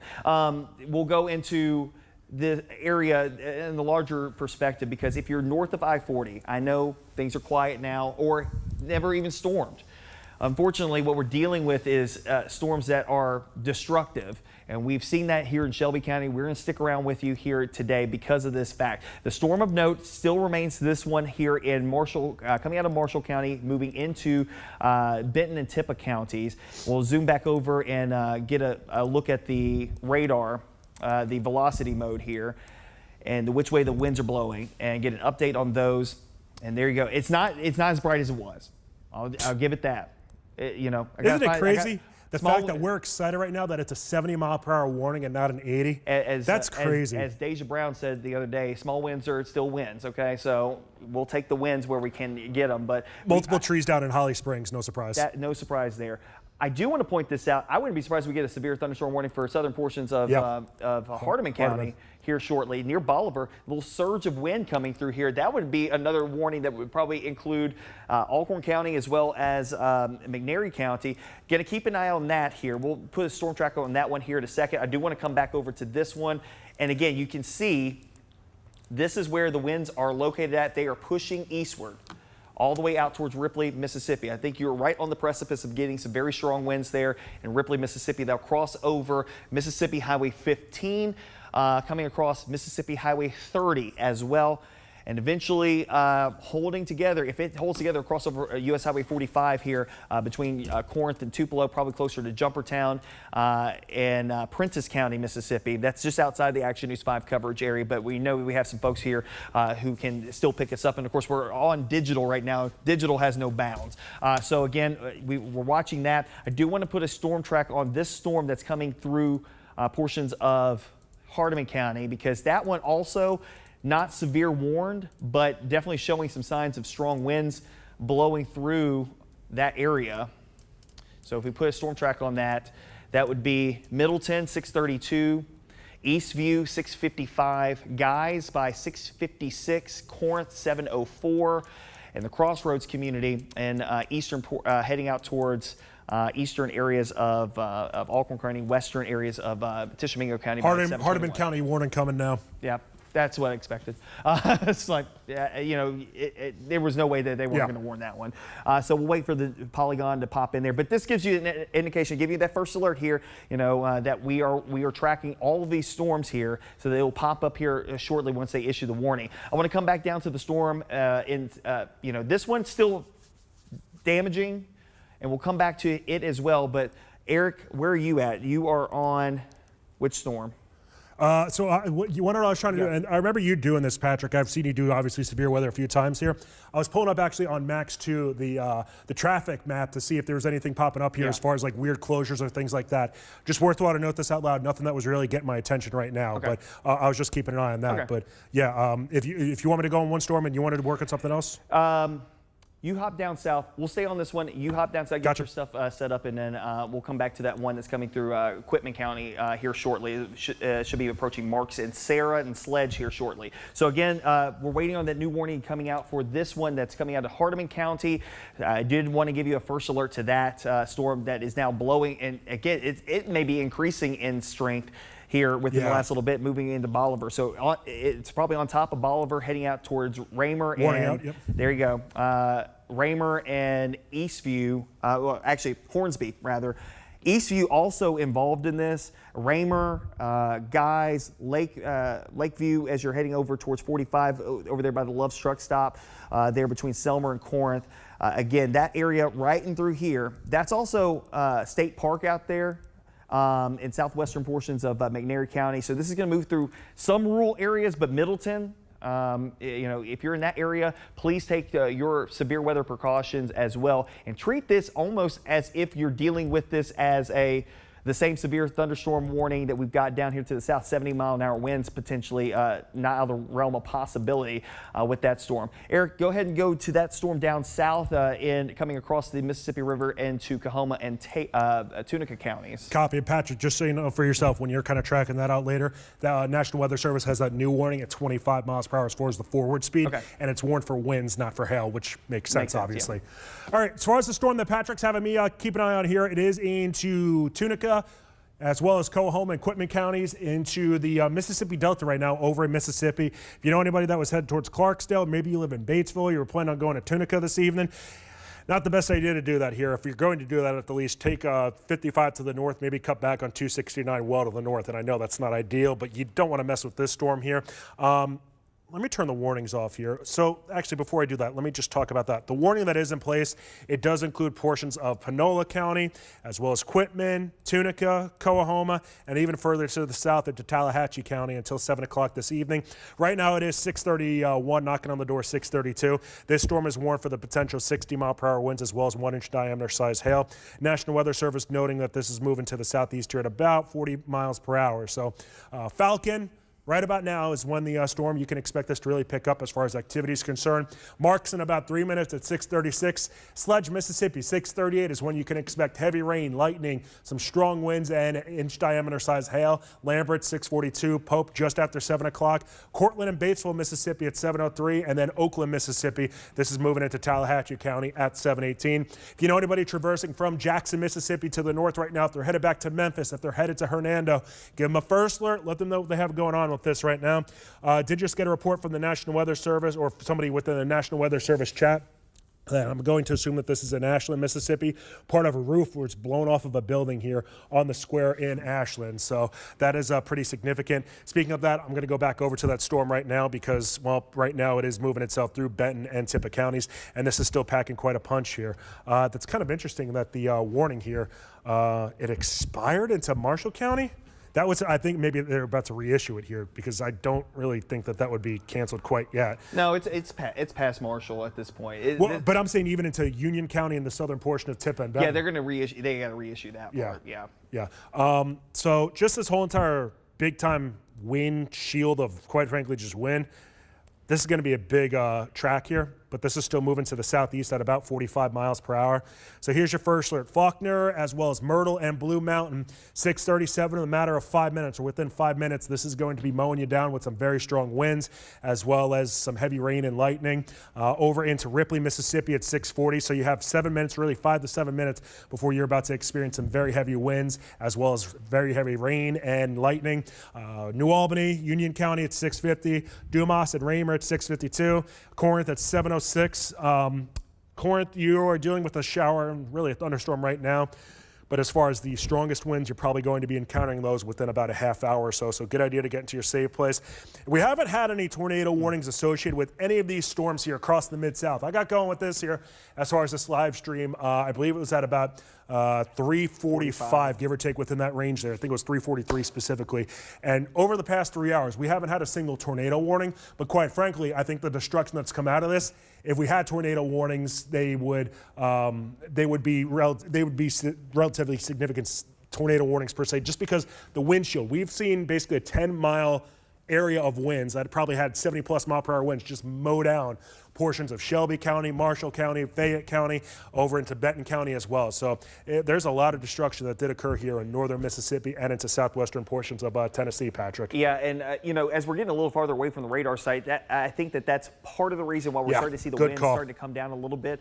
But I wouldn't be surprised. I'm still waiting on them to reissue that warning farther down to the south. I'll ask them about that. Yeah, Atoka in southern portions of Tipton County. Several road closures coming in. Tipton Road closed from Highway 51 to Maple due to trees down. This is coming from the town's Facebook page, by the way. Power lines and power poles down. Highway 51 in Watson closed at the railroad tracks, and northbound Rosemark Road, the Shelby County Sheriff's Office has shut down the roadway between Mudville Road and Tracy Road. So that would be, again, northern Shelby into southern Tipton County, getting past TRA, heading back up to the north into southern portions of Tipton County. Go ahead. Hey, so there's a tree down in the, this would be the westbound lane of I-40, right before Canada Road. I was about to say that. Can we take the traffic map on Max 2?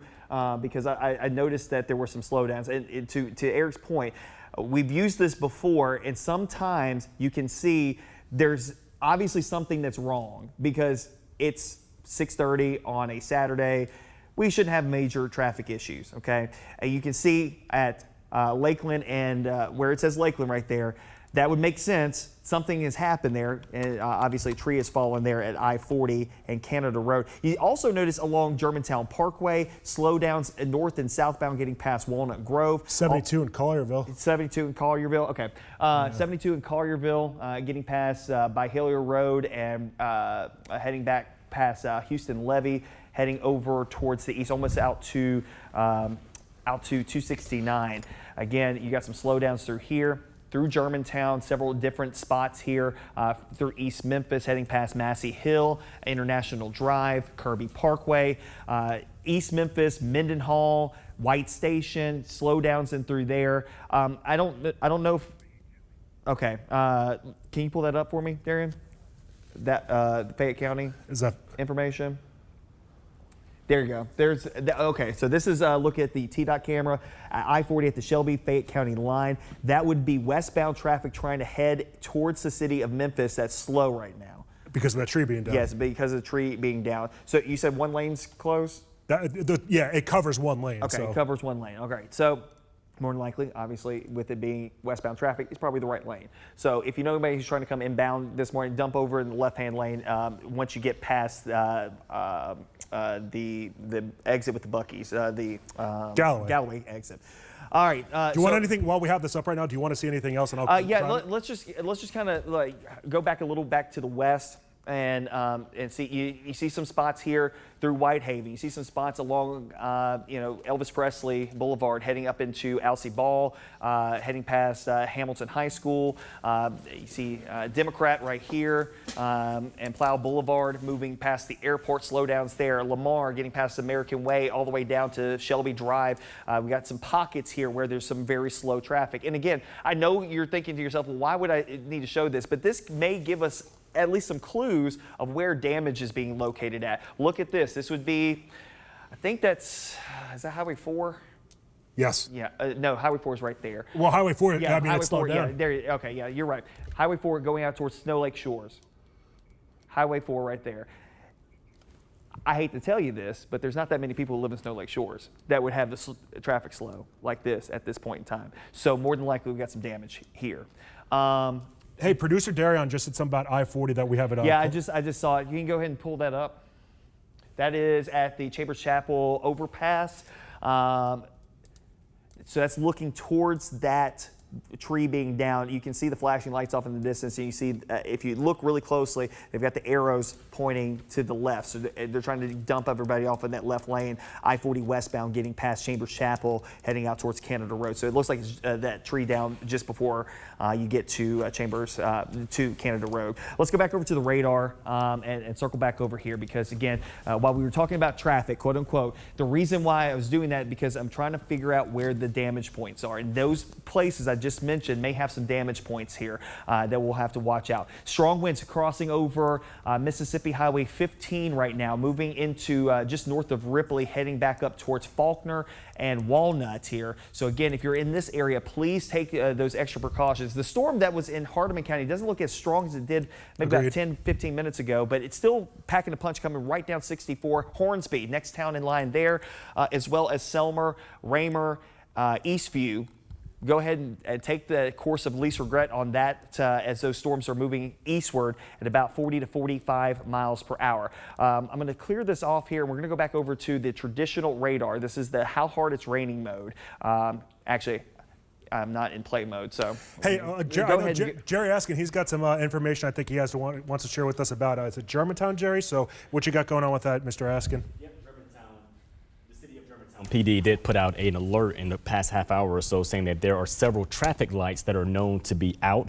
We're talking South Germantown Road and West Farmington, Poplar Avenue and West Street.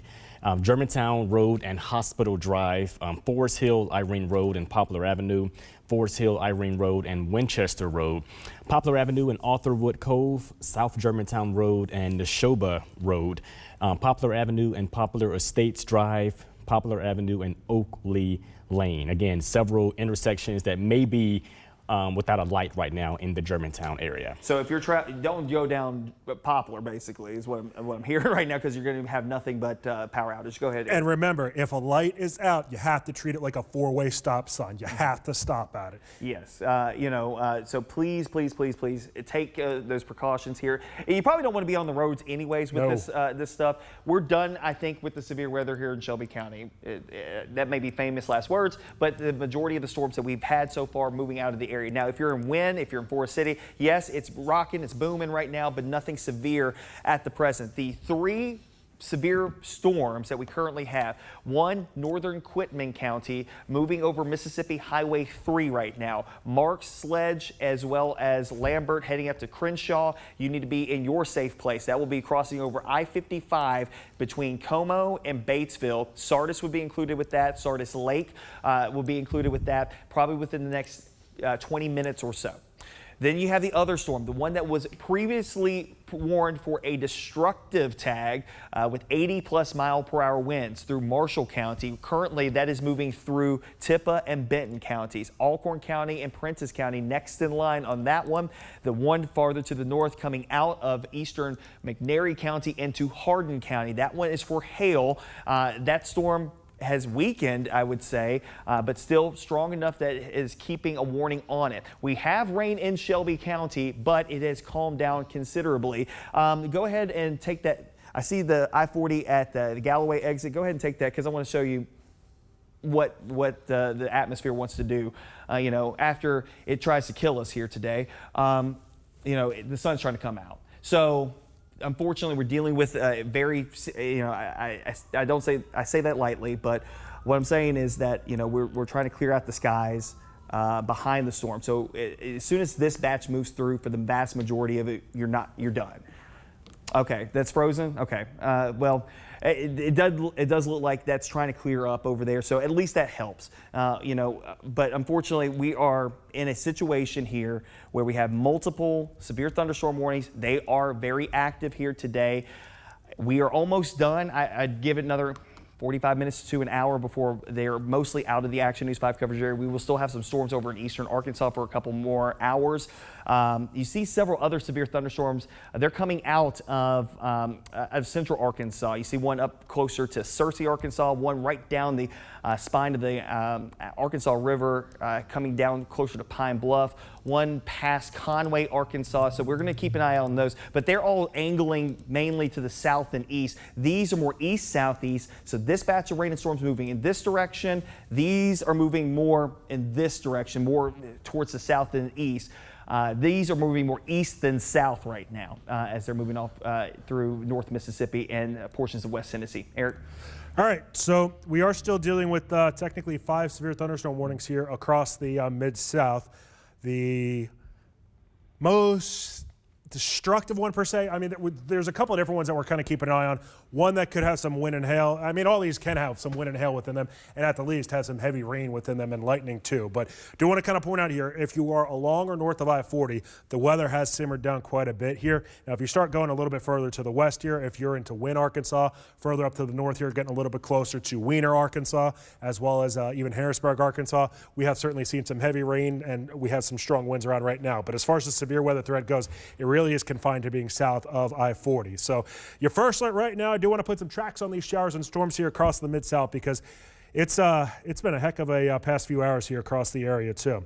All right, first one we're going to do is into Hardeman, Benton, and Tippah counties.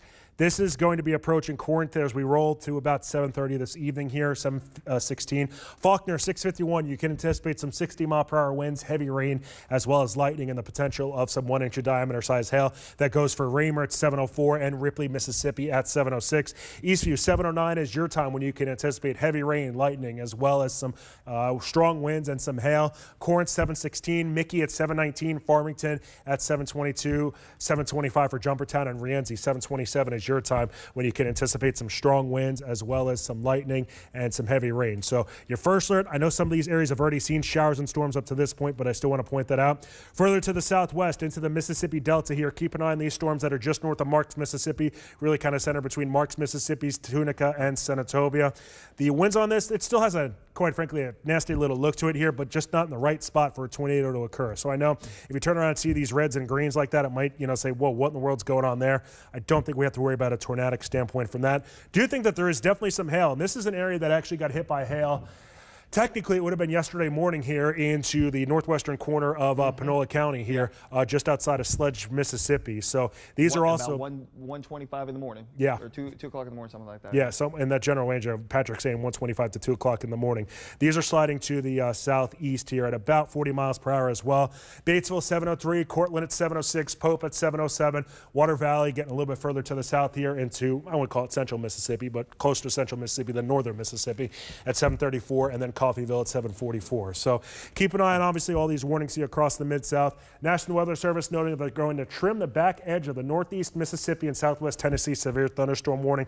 So when they're talking about that one, they're talking about this guy right over here just to the north of Ripley, kind of near Ripley, Bolivar, Selmer, and Corinth over towards Adderville and Pickwick Lake. So You know, Patrick, we still obviously have a little bit of time to go before everything really does start to settle itself down as far as the warnings go. But it looks like at least we're getting the light at the end of the tunnel per se. Yeah. But there's still a lot of people without power right now. And it's going to be a lot.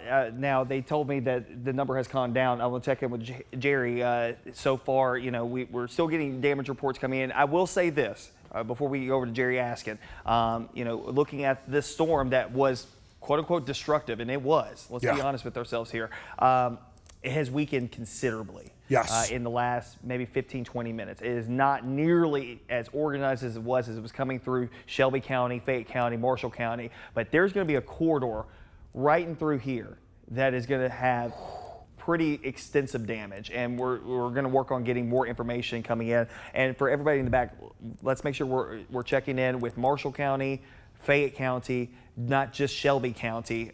Make sure we're checking in with Tipton County and DeSoto too. Northeast corner, Olive Branch. Northeast DeSoto County as well. You know, get some more information about those storms moving through. All right, let's go over to Jerry Askin and check in with him. How you doing, my friend? Hey, Patrick. At last check, speaking of Marshall County, there were 1,200 customers without power in Marshall County. As for Arkansas, statewide, 27,000 customers statewide without power. In Memphis, light, gas, and water, 126,000 customers without power. We saw about 130,000 in the past half hour or so. So we are seeing fewer power outages in the past half hour. Thankfully, but again, still 29% of customers for MLGW are still without power. We are tracking right now reports of any damages or any injuries throughout the Mid-South. We are checking in with all of our law enforcement agencies across the area to see if there are any reports of damages or injuries across the area. A pole down at last check on Highway 70, trees down reported in Fraser, a tree down at Germantown Road and Barn Stable Road, and we're also learning of several lights, I should say, out in the Germantown area. All right, good stuff there, Jerry. I do want to go back and really focus on the one severe thunderstorm warning that is still capturing our attention more than the other ones.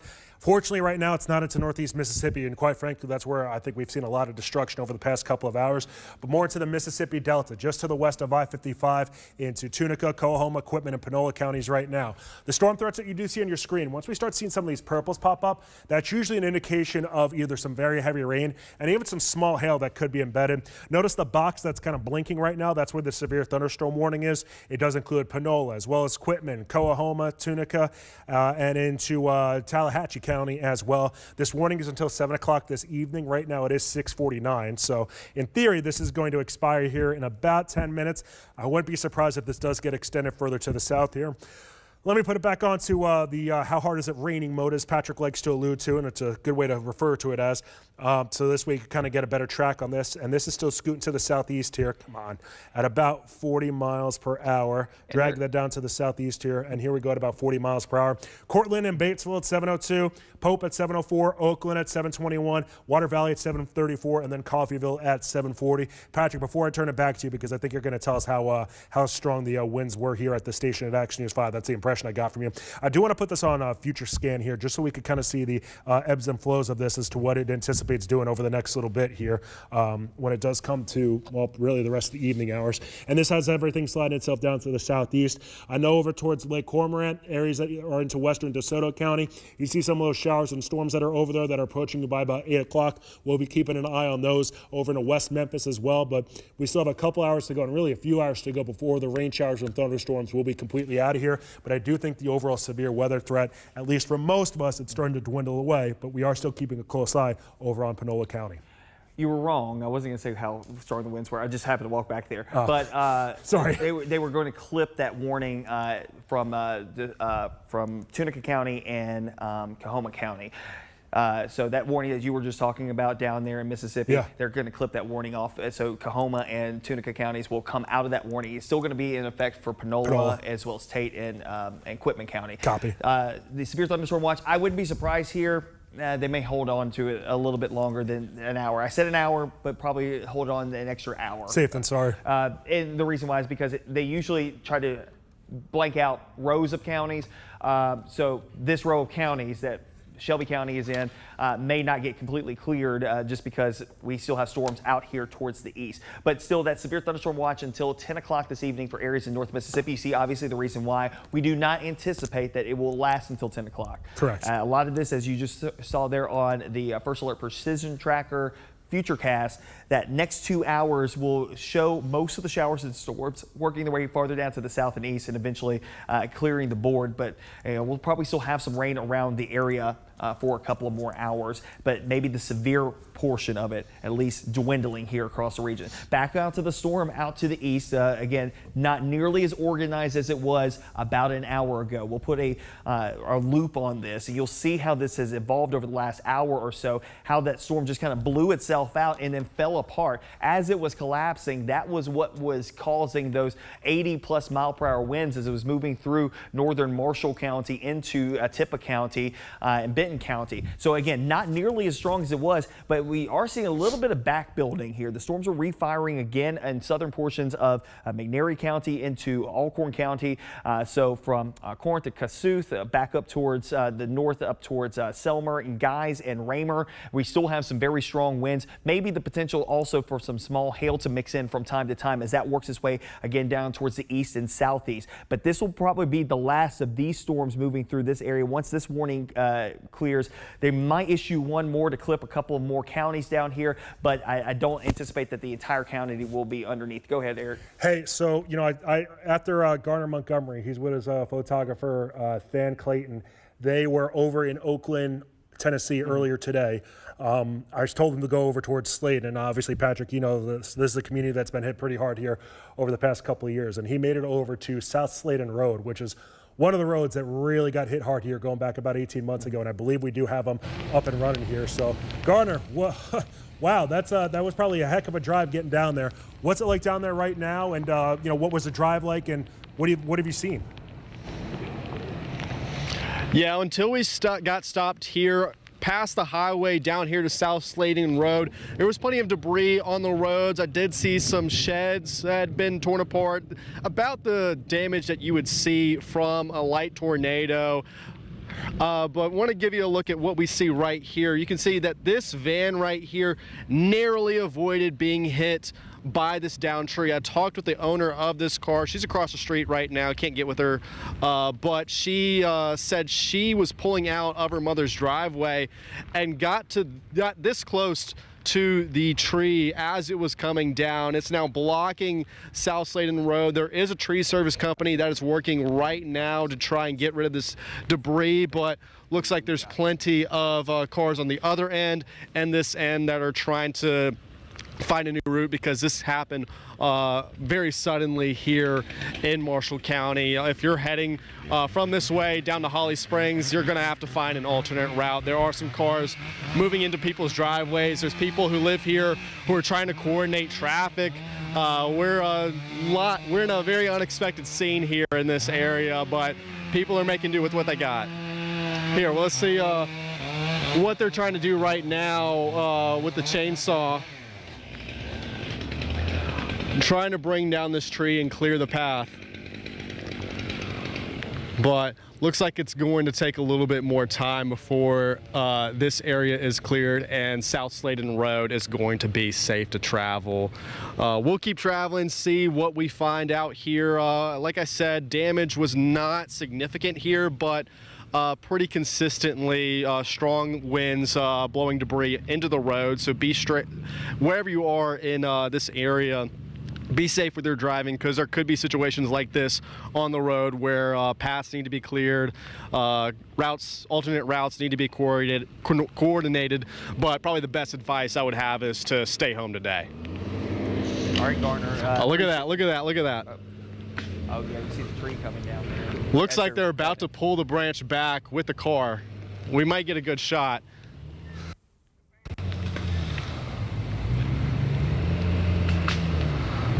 You can hear the limbs snapping as they're trying to move this out of the way and clear the path.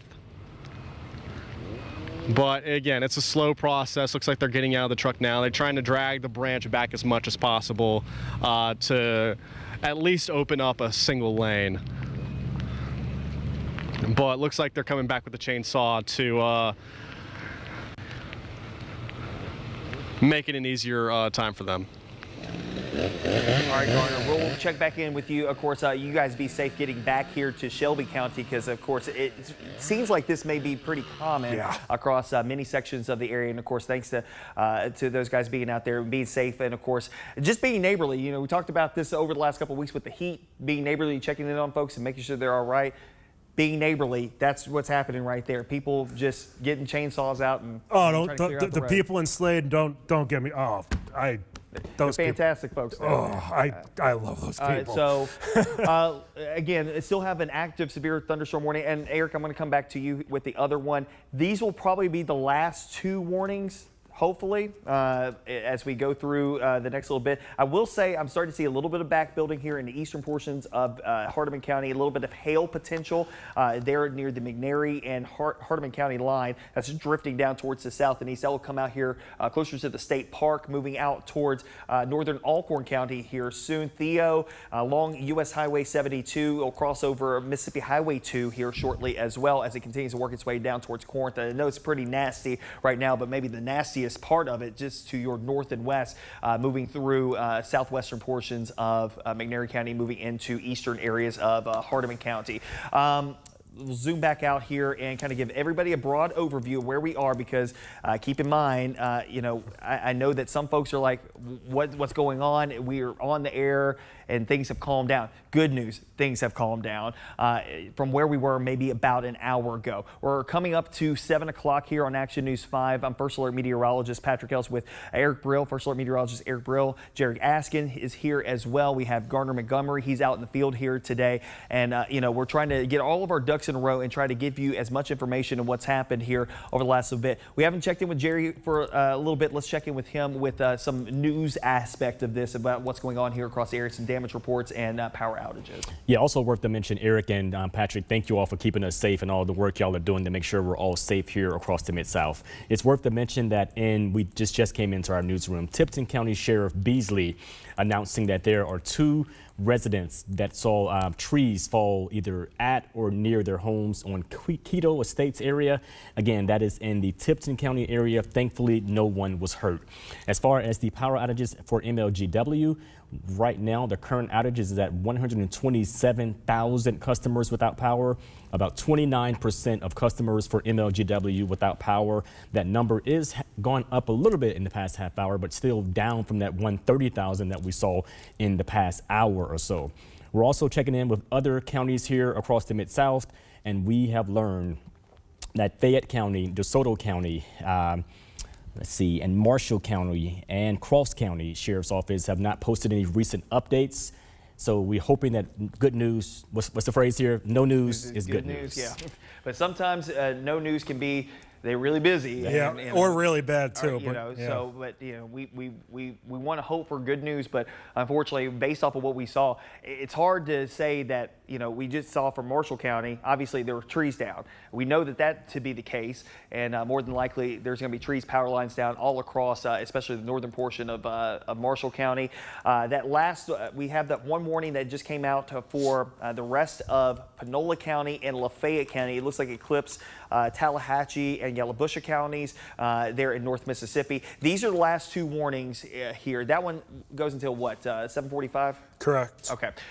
So we'll get that one out of the county, and then we'll go back over to the regular schedule program, and we'll start getting back into what we're dealing with here. But we wanted to kind of give everybody an overview of what's happening here across the Mid-South. This is atypical for us here. We don't typically have these types of storms moving through here like this, and obviously has caused a fair amount of damage here across the Mid-South. We're getting reports all across the region, and some of you have not seen a drop of rain here today, and I know that is frustrating when you are watching us and you're like, well, I'm not seeing anything. Can you get back? Unfortunately, we're dealing with so many things that are coming together here today that it's hard to break away from it because of the fact that we do have now multiple reports of damage that have come in here. And not just in Memphis and Shelby County. It's all across the core of the Mid-South here throughout the metro area this afternoon and this evening. All right, so let's go back down towards the storm that's coming out of Panola County because that storm is probably the strongest of the storms that is currently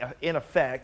that just came into western portions of Panola County. Batesville, go ahead and be prepared for this storm moving through here. I mean, that's a mini supercell. Yeah, without a doubt. Most definitely coming through there. You can see the V notch right here. You see how it kind of looks like a screaming eagle, if you will. That is actually a technical term.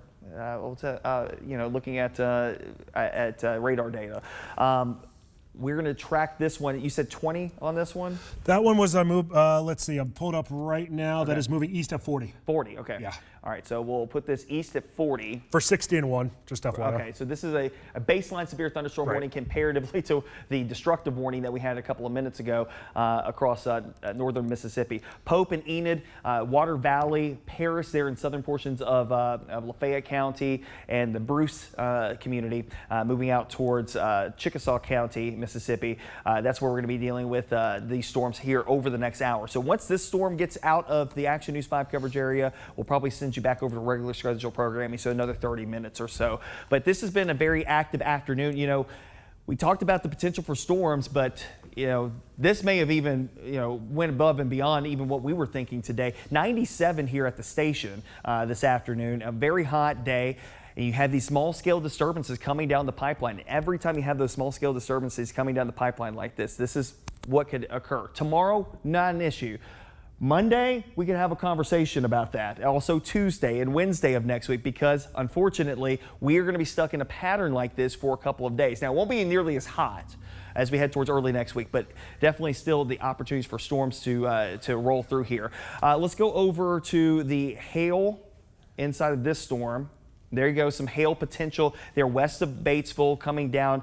That would be US Highway 278 approaching Batesville here. That will more than likely head down towards Pope and Cortland here in the southern portions of Panola County. And of course now, let's go back over here and look at the debris tracker. You can probably see that's a little messy from that perspective. So, hey Patrick, speaking of the debris tracker, let's go back out to Garner Montgomery. Back out there, you see that the tree's still getting cut down. They're moving that away from South Slade Road. Obviously, you can see Garner out there in the distance. So good stuff that they're clearing out that tree. You could obviously look at all the people that are out there cleaning that up with a bunch of chainsaws and whatnot. We talk about Mississippi nice, Mid-South nice, whatever you want to call it. I mean, these folks are out there helping each other, trying to get things cleared up. It's going to take a while. And, we've been seeing Garner here, for the last 15 minutes. It took them probably longer than that to get this all cleared up when you think about it. So, these are going to be situations that are going to be pretty pervasive across the entire area and many sections of the area here over the next couple of hours as we're trying to get things cleared up and power back on. But it's going to take a while for the power to come back on. Again, please give some grace to folks who are out there doing the Lord's work to get the power back on here this afternoon, because there's a lot of people without power just in Memphis and Shelby County, not to mention the other counties around the area. And Patrick, for what it's worth, National Weather Service saying they're about to clear out an additional row of counties. Okay. Well, they didn't say an additional row, but they're going to clear out more counties here shortly. Yeah, and more than likely, they may go ahead and clear out Shelby County here as well. I think that we're probably in a clear or very close to it here from Shelby County's perspective. But that storm right there, let's go over to the velocity mode, the which way the winds are blowing mode there. We weren't talking about tornado. I think that this is side lobe contamination here. But, there's definitely some wind that's blowing into that storm. It is getting ingested with some very warm and muggy air nonetheless. That is a severe storm with some strong, damaging straight line winds. Yeah. But we're going to keep an eye out on that front edge of that storm, because you might get a brief little gustnado or something of that nature there on the leading edge of that storm as it's about to come across I-55 near Batesville, just south of there out towards Cortland and Pope, moving down into the southern portion of the county. Again, that severe thunderstorm warning continues until 7:45 this evening. Does include portions of Lafayette County, Yalobusha, and also into Tallahatchie County.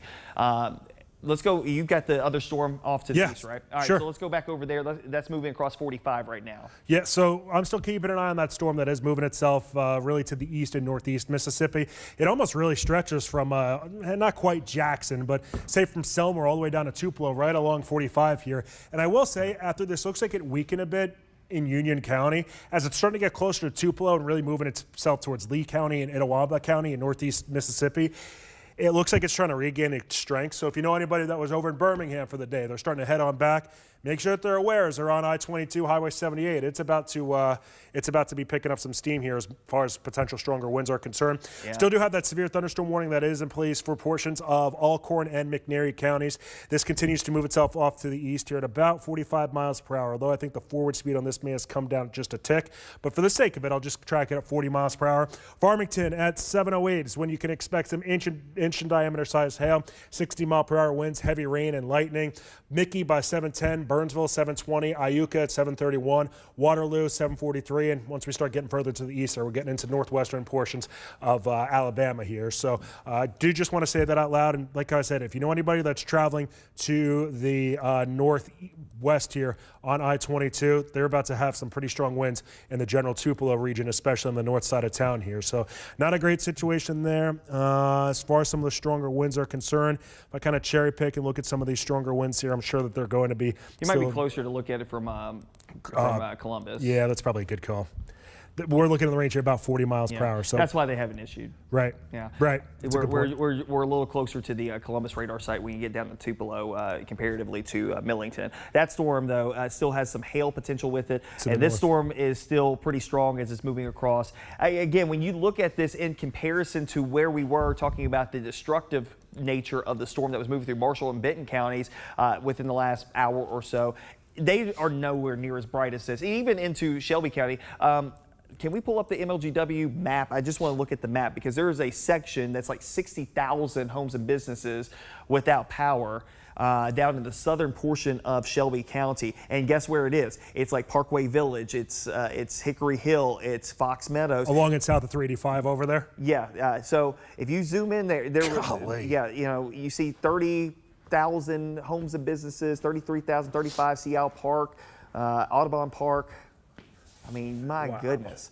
Knight Arnold Road. Yeah, so, you know, we were tracking through that area, you know, between Lamar and 385, Parkway Village, Hickory Hill area. That area had 60, 70 mile an hour winds. And honestly, go further up to the northwest near Orange Mound. Yeah. You know, Orange Mound, Midtown, Cooper Young. There's, I mean, maybe not specifically Cooper Young, but East Memphis. It really is scattered all over the place along and south of I-40. And there are areas north of I-40 that do not have power either, but it is certainly significantly worse south of 40 and along and south of, say, Poplar per se, or south of Summer per se, that are certainly quite a bit worse than areas to the north are. But man, we have seen some nasty winds throughout the past few hours today, Patrick. Yeah, and just so you know, when I did go back there, I did look and see the number. It was still 44. Interesting. So, you know, we had a 44 mile an hour wind gust here at the station. And that's when it was starting to ramp back up. Yeah, 5 miles away at the airport was 64. Yeah. So, you know, you could see a completely different scenario play out from one side of town to the other side of town, you know, in short order as these storms were moving through here. Still have this storm again in southern portions of Panola County, still working its way through Batesville right now, coming across I-55 here very shortly. The strongest of the winds probably moving right over downtown Batesville here shortly. So all the businesses there at Highway 6 and I-55, you know, thinking like Walmart, Zaxby's,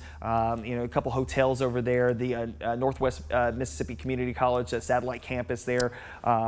Those areas are probably going to get the worst of the winds here very shortly as it moves through the city of Batesville.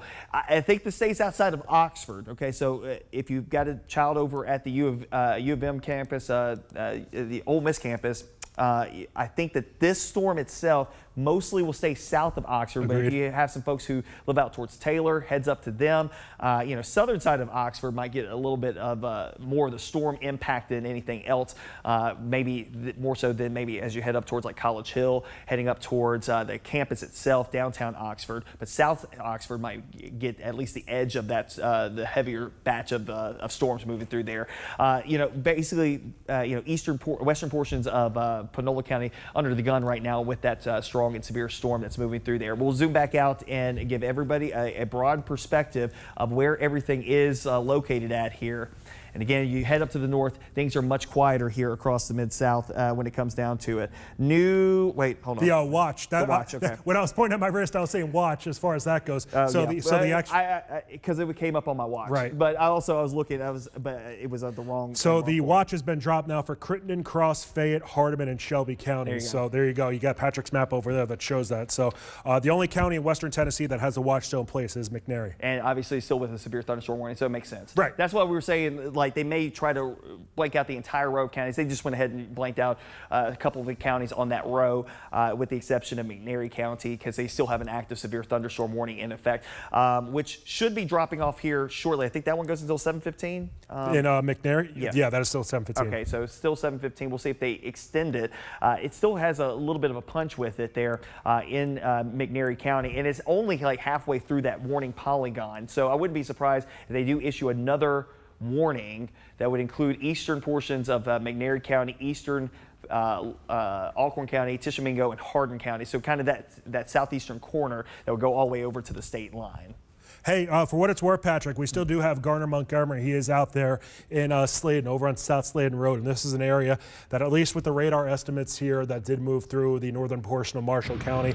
We looked at some maybe 70 to 80 mile per hour winds. And you see this is Garner's live shot right now. I'm sure he's communicating with the people that were out there clearing out some of those trees to see exactly, if they wanted to be part of an interview or whatnot. But the good news is it does look like that South Sladen Road is opening back up here. You see the road itself with the cars starting to clear on out of the way, and well, I'm sure that the dump truck back there, it's probably got some trees out there too. So we'll be getting Garner Montgomery back here in a little bit. He's kind of talking to people and interviewing some different people out there. But at least over into South Sladen Road, the road is now back open. The reality is, though, I do think we are going to be dealing with a lot of roads kind of closed right now that will be opening up in the coming minutes and hours and whatnot. But with all that said, we are still dealing with 2 severe thunderstorm warnings here across the Mid-South. One that is set to come to completion here in about 2 minutes at 7:15. Another one that is in northwest Mississippi that is set to come to a completion at about 7:45.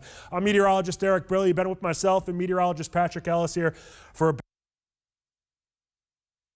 point, give or take within there. And we have seen some really strong winds, really heavy rain, all sorts of things moving through the Mid-South ever since about 3:45 in the afternoon here. We did have a severe thunderstorm watch in place that engulfed the entire Mid-South. Fortunately, that's been condensed now into really the Mississippi Delta and all throughout northern Mississippi. While this given event looks like it's going to wind down as far as from a physical weather standpoint over the next couple of hours, we are likely going to be dealing with the repercussions of this, Patrick, for quite some time with how many power outages we have seen around the area. Yeah, most definitely. Let's go back over to our Garner Montgomery. He's got another update from South Sladen Road there in northern Marshall County. Of course, it's still very active scene there as things are starting to clear up, though. Garner, how's things looking? Are they going to be able to get things moving once again? Did they get everything cleared up? Yeah, it looks like things are clear now. Of course, the lady with the van, we're gonna have to find her before we head out to make sure that she's clear. But as you can see, so much progress was made. What we saw were dozens of, or about 6 or 7, maybe I'd say about 10 volunteers who just showed up while the tree service company was here.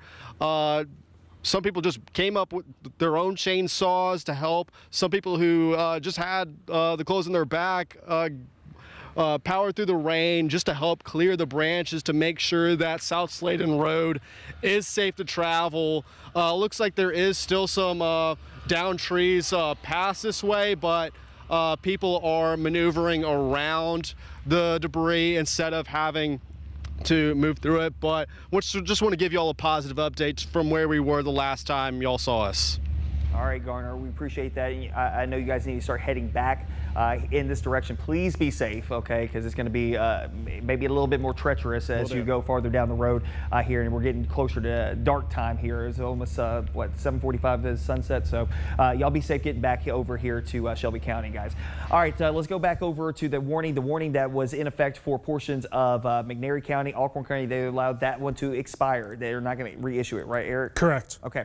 All right, so that's good news. So we're going to hold here until 7:30. We'll send you back over to regular scheduled programming on all channels. Okay, we'll go back over to all channels, back on regular programming at 7:30. But we want to give everybody updates of where we are, how things are playing out, and where we can go from here. Okay, because this is going to be again, a long stretch here where you may be without power. I want to check in with Jerry Askin and see where we are and just give a broad overview of the impacts of this storm as it's made its way through the Mid-South. Jerry? Hey, Patrick, yes, good job there. We are seeing those power outages thankfully go down in the MLGW coverage area. 125,000 customers at last check without power. You can see they're spread out all throughout the Memphis, Shelby County area. 29% of customers without power. You see 70% of customers with power. We're talking 125,649 customers in that MLGW coverage area currently without power right now. We also checked in with Atoka recently, who told us there were there were fallen trees on 2 homes, but thankfully no one was injured in those homes there in the Atoka, Tipton County area there. We're checking with Fayette County, Marshall County, Cross County, Crittenden County, and more of our central metro area here to see what types of damages or injuries they have seen. But so far, the good news, we are not seeing any reports of major injuries or damages across our area. Good stuff there, Jerry. And so, you know, Patrick said we're going to wind this down here at about 7:30, and it does make sense. We want to get you back to, normal programming here for Saturday evening. And we still do have one severe thunderstorm warning that is in place here. It does include Panola, Lafayette, and a few other counties here once we start getting a little bit further to the south.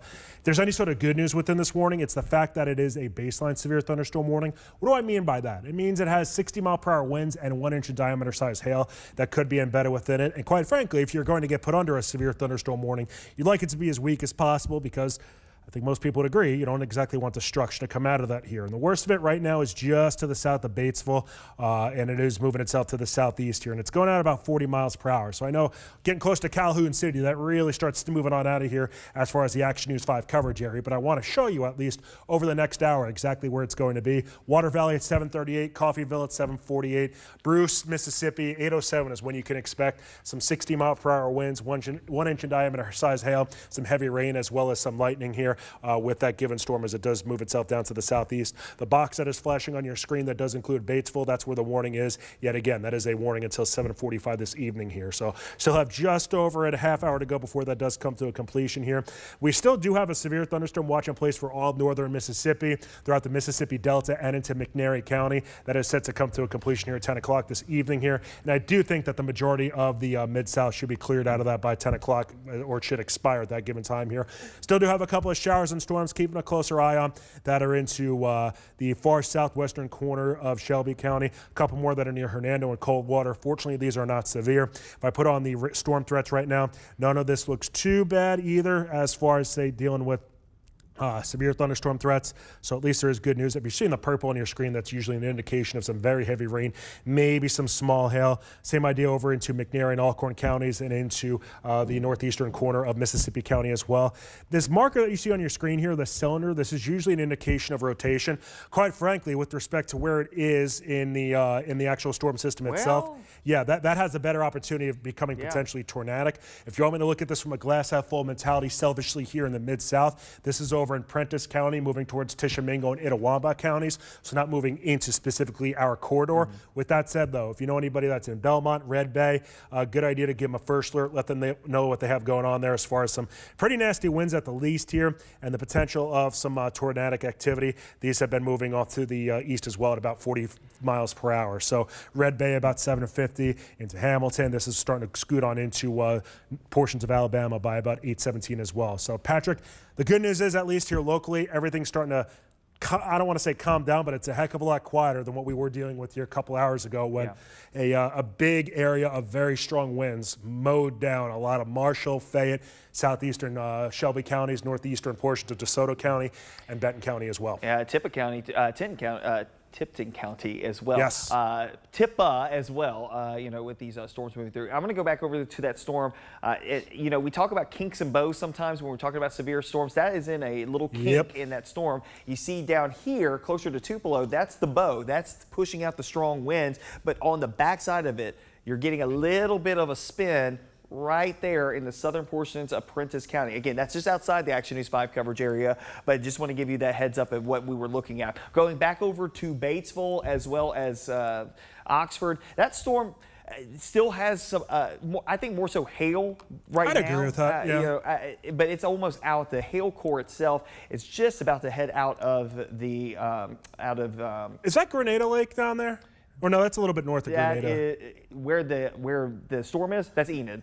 Okay. Yeah, this is Grenada right here. Okay. This is Enid Lake. So this is where, if it's not falling to the ground, definitely some hail that's suspended there. That's probably coming down in the southern portions of Panola County. That will be moving into Yalobusha County here shortly, as well as Tallahatchie County. Well, I think maybe just to the east of Tallahatchie County. But needless to say, again, the biggest impact, I mean, you see that core right there where it is very bright pink. That is your hail core that is coming down. If it's not coming down, it's going to come down pretty soon. So I wouldn't be surprised if they have to issue a new severe thunderstorm warning once it gets out of southern portions of Panola County here shortly. So just want to heads up and give you a first alert that that's going to be more so an issue of hail right now in southern portions of Panola County.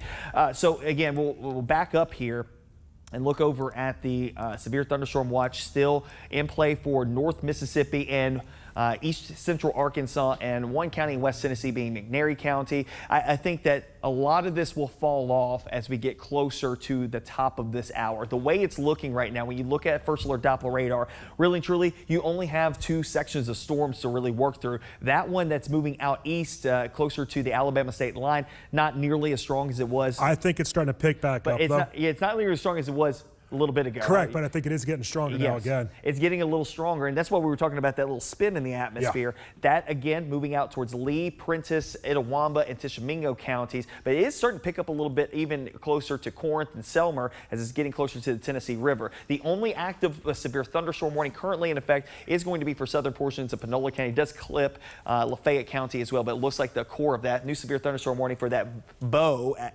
that's moving through Tupelo right now, as we were just talking about, that's moving out towards Lee and Itawamba, and I think it doesn't clip Tishomingo County. It's right on the Tishomingo County border, but right down I-22 all the way to the state line of Alabama and Mississippi. The other severe thunderstorm is the one that we've been talking about moving across Enid Lake right now, and should be out of Panola County within the next 5 to 10 minutes as far as the strongest portion of it. Time right now is 7:23. Like I said, we're going to stay here until 7:30. We'll send you back over to regular programming here in just a second. I want to show you this. This is our live Best Care Home Services high five camera coming from downtown. A completely different story than it was like 5 o'clock? 5 o'clock this afternoon. I mean, my goodness. You know, we couldn't see downtown from this perspective, and now it looks like, oh, everything's fine. It's not fine because power's still out, and it's going to be out for a while.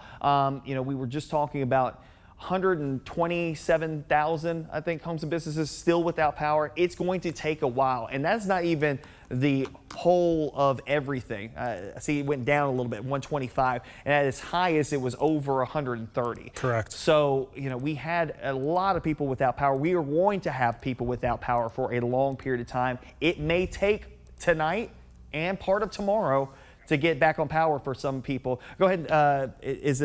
All right, let's go over to Jerry with another update on some of the damage and information coming in from across the region. Jerry? That's right. Stuart Rucker, one of our digital producers, just confirming that we are speaking with Olive Branch government. Olive Branch police have confirmed they are working several reports of downed trees and power lines across the city of Olive Branch, Mississippi. They're also saying that North Central Electric cooperative crews are responding and working to restore power to community as safely and quickly as possible, and they're reminding folks that all of those power lines that may be down are live. We're still tracking reports as well across the Mid-South to see about any damage and injuries, but again, at this last check, there are no major reports of damage or injuries at this time. And obviously, we're keeping our fingers crossed that will continue to be the case here. It can take a little bit for some reports to come in after storms obviously move through the Mid-South. And the actual line of showers and storms, it approached Shelby County at about 5 o'clock this evening, right around there, crossed over the Mississippi River, and it departed Shelby County by about 5:45, 6 o'clock this evening. So at least specifically in Shelby County, we're looking back at about an hour and a half to 2.5 hours ago when it started to really move in through the area here as far as that goes. But we're still dealing with this here across the Mid-South. Do want to just reiterate again, if you know anybody traveling from Birmingham back towards the Mid-South, they're about to encounter a pretty nasty storm just outside of Tupelo, pretty close to the Alabama-Mississippi state line, and then further to the south here into Panola County, really more into Tallahatchie County. Now, another nasty storm that's approaching Water Valley, Mississippi. But these are all starting to move on out of the Mid-South. Do want to give you just a little quick rundown here of the radar. And I want to put this on over the past half hour because it's going to take too long, quite frankly, to go over the past hour. And notice a lot of these are moving to the southeast and out of the Mid-South. Yes, there are some more showers and storms that are a little bit further to the west here over towards Conway and Little Rock. I think a lot of the atmosphere in this part of the Mid-South is going to be worked over, so they shouldn't really have too much energy to work off of. We still can see showers and storms over the next few hours, but overall, Patrick, I do think that the severe weather threat, it is at the least significantly less, and it's down quite a bit compared to what we were dealing with, say, 6 hours ago. Yeah, you know, and we keep hearing sirens going off. You know, people, you know, hearing the fire sirens, the ambulances, police vehicles.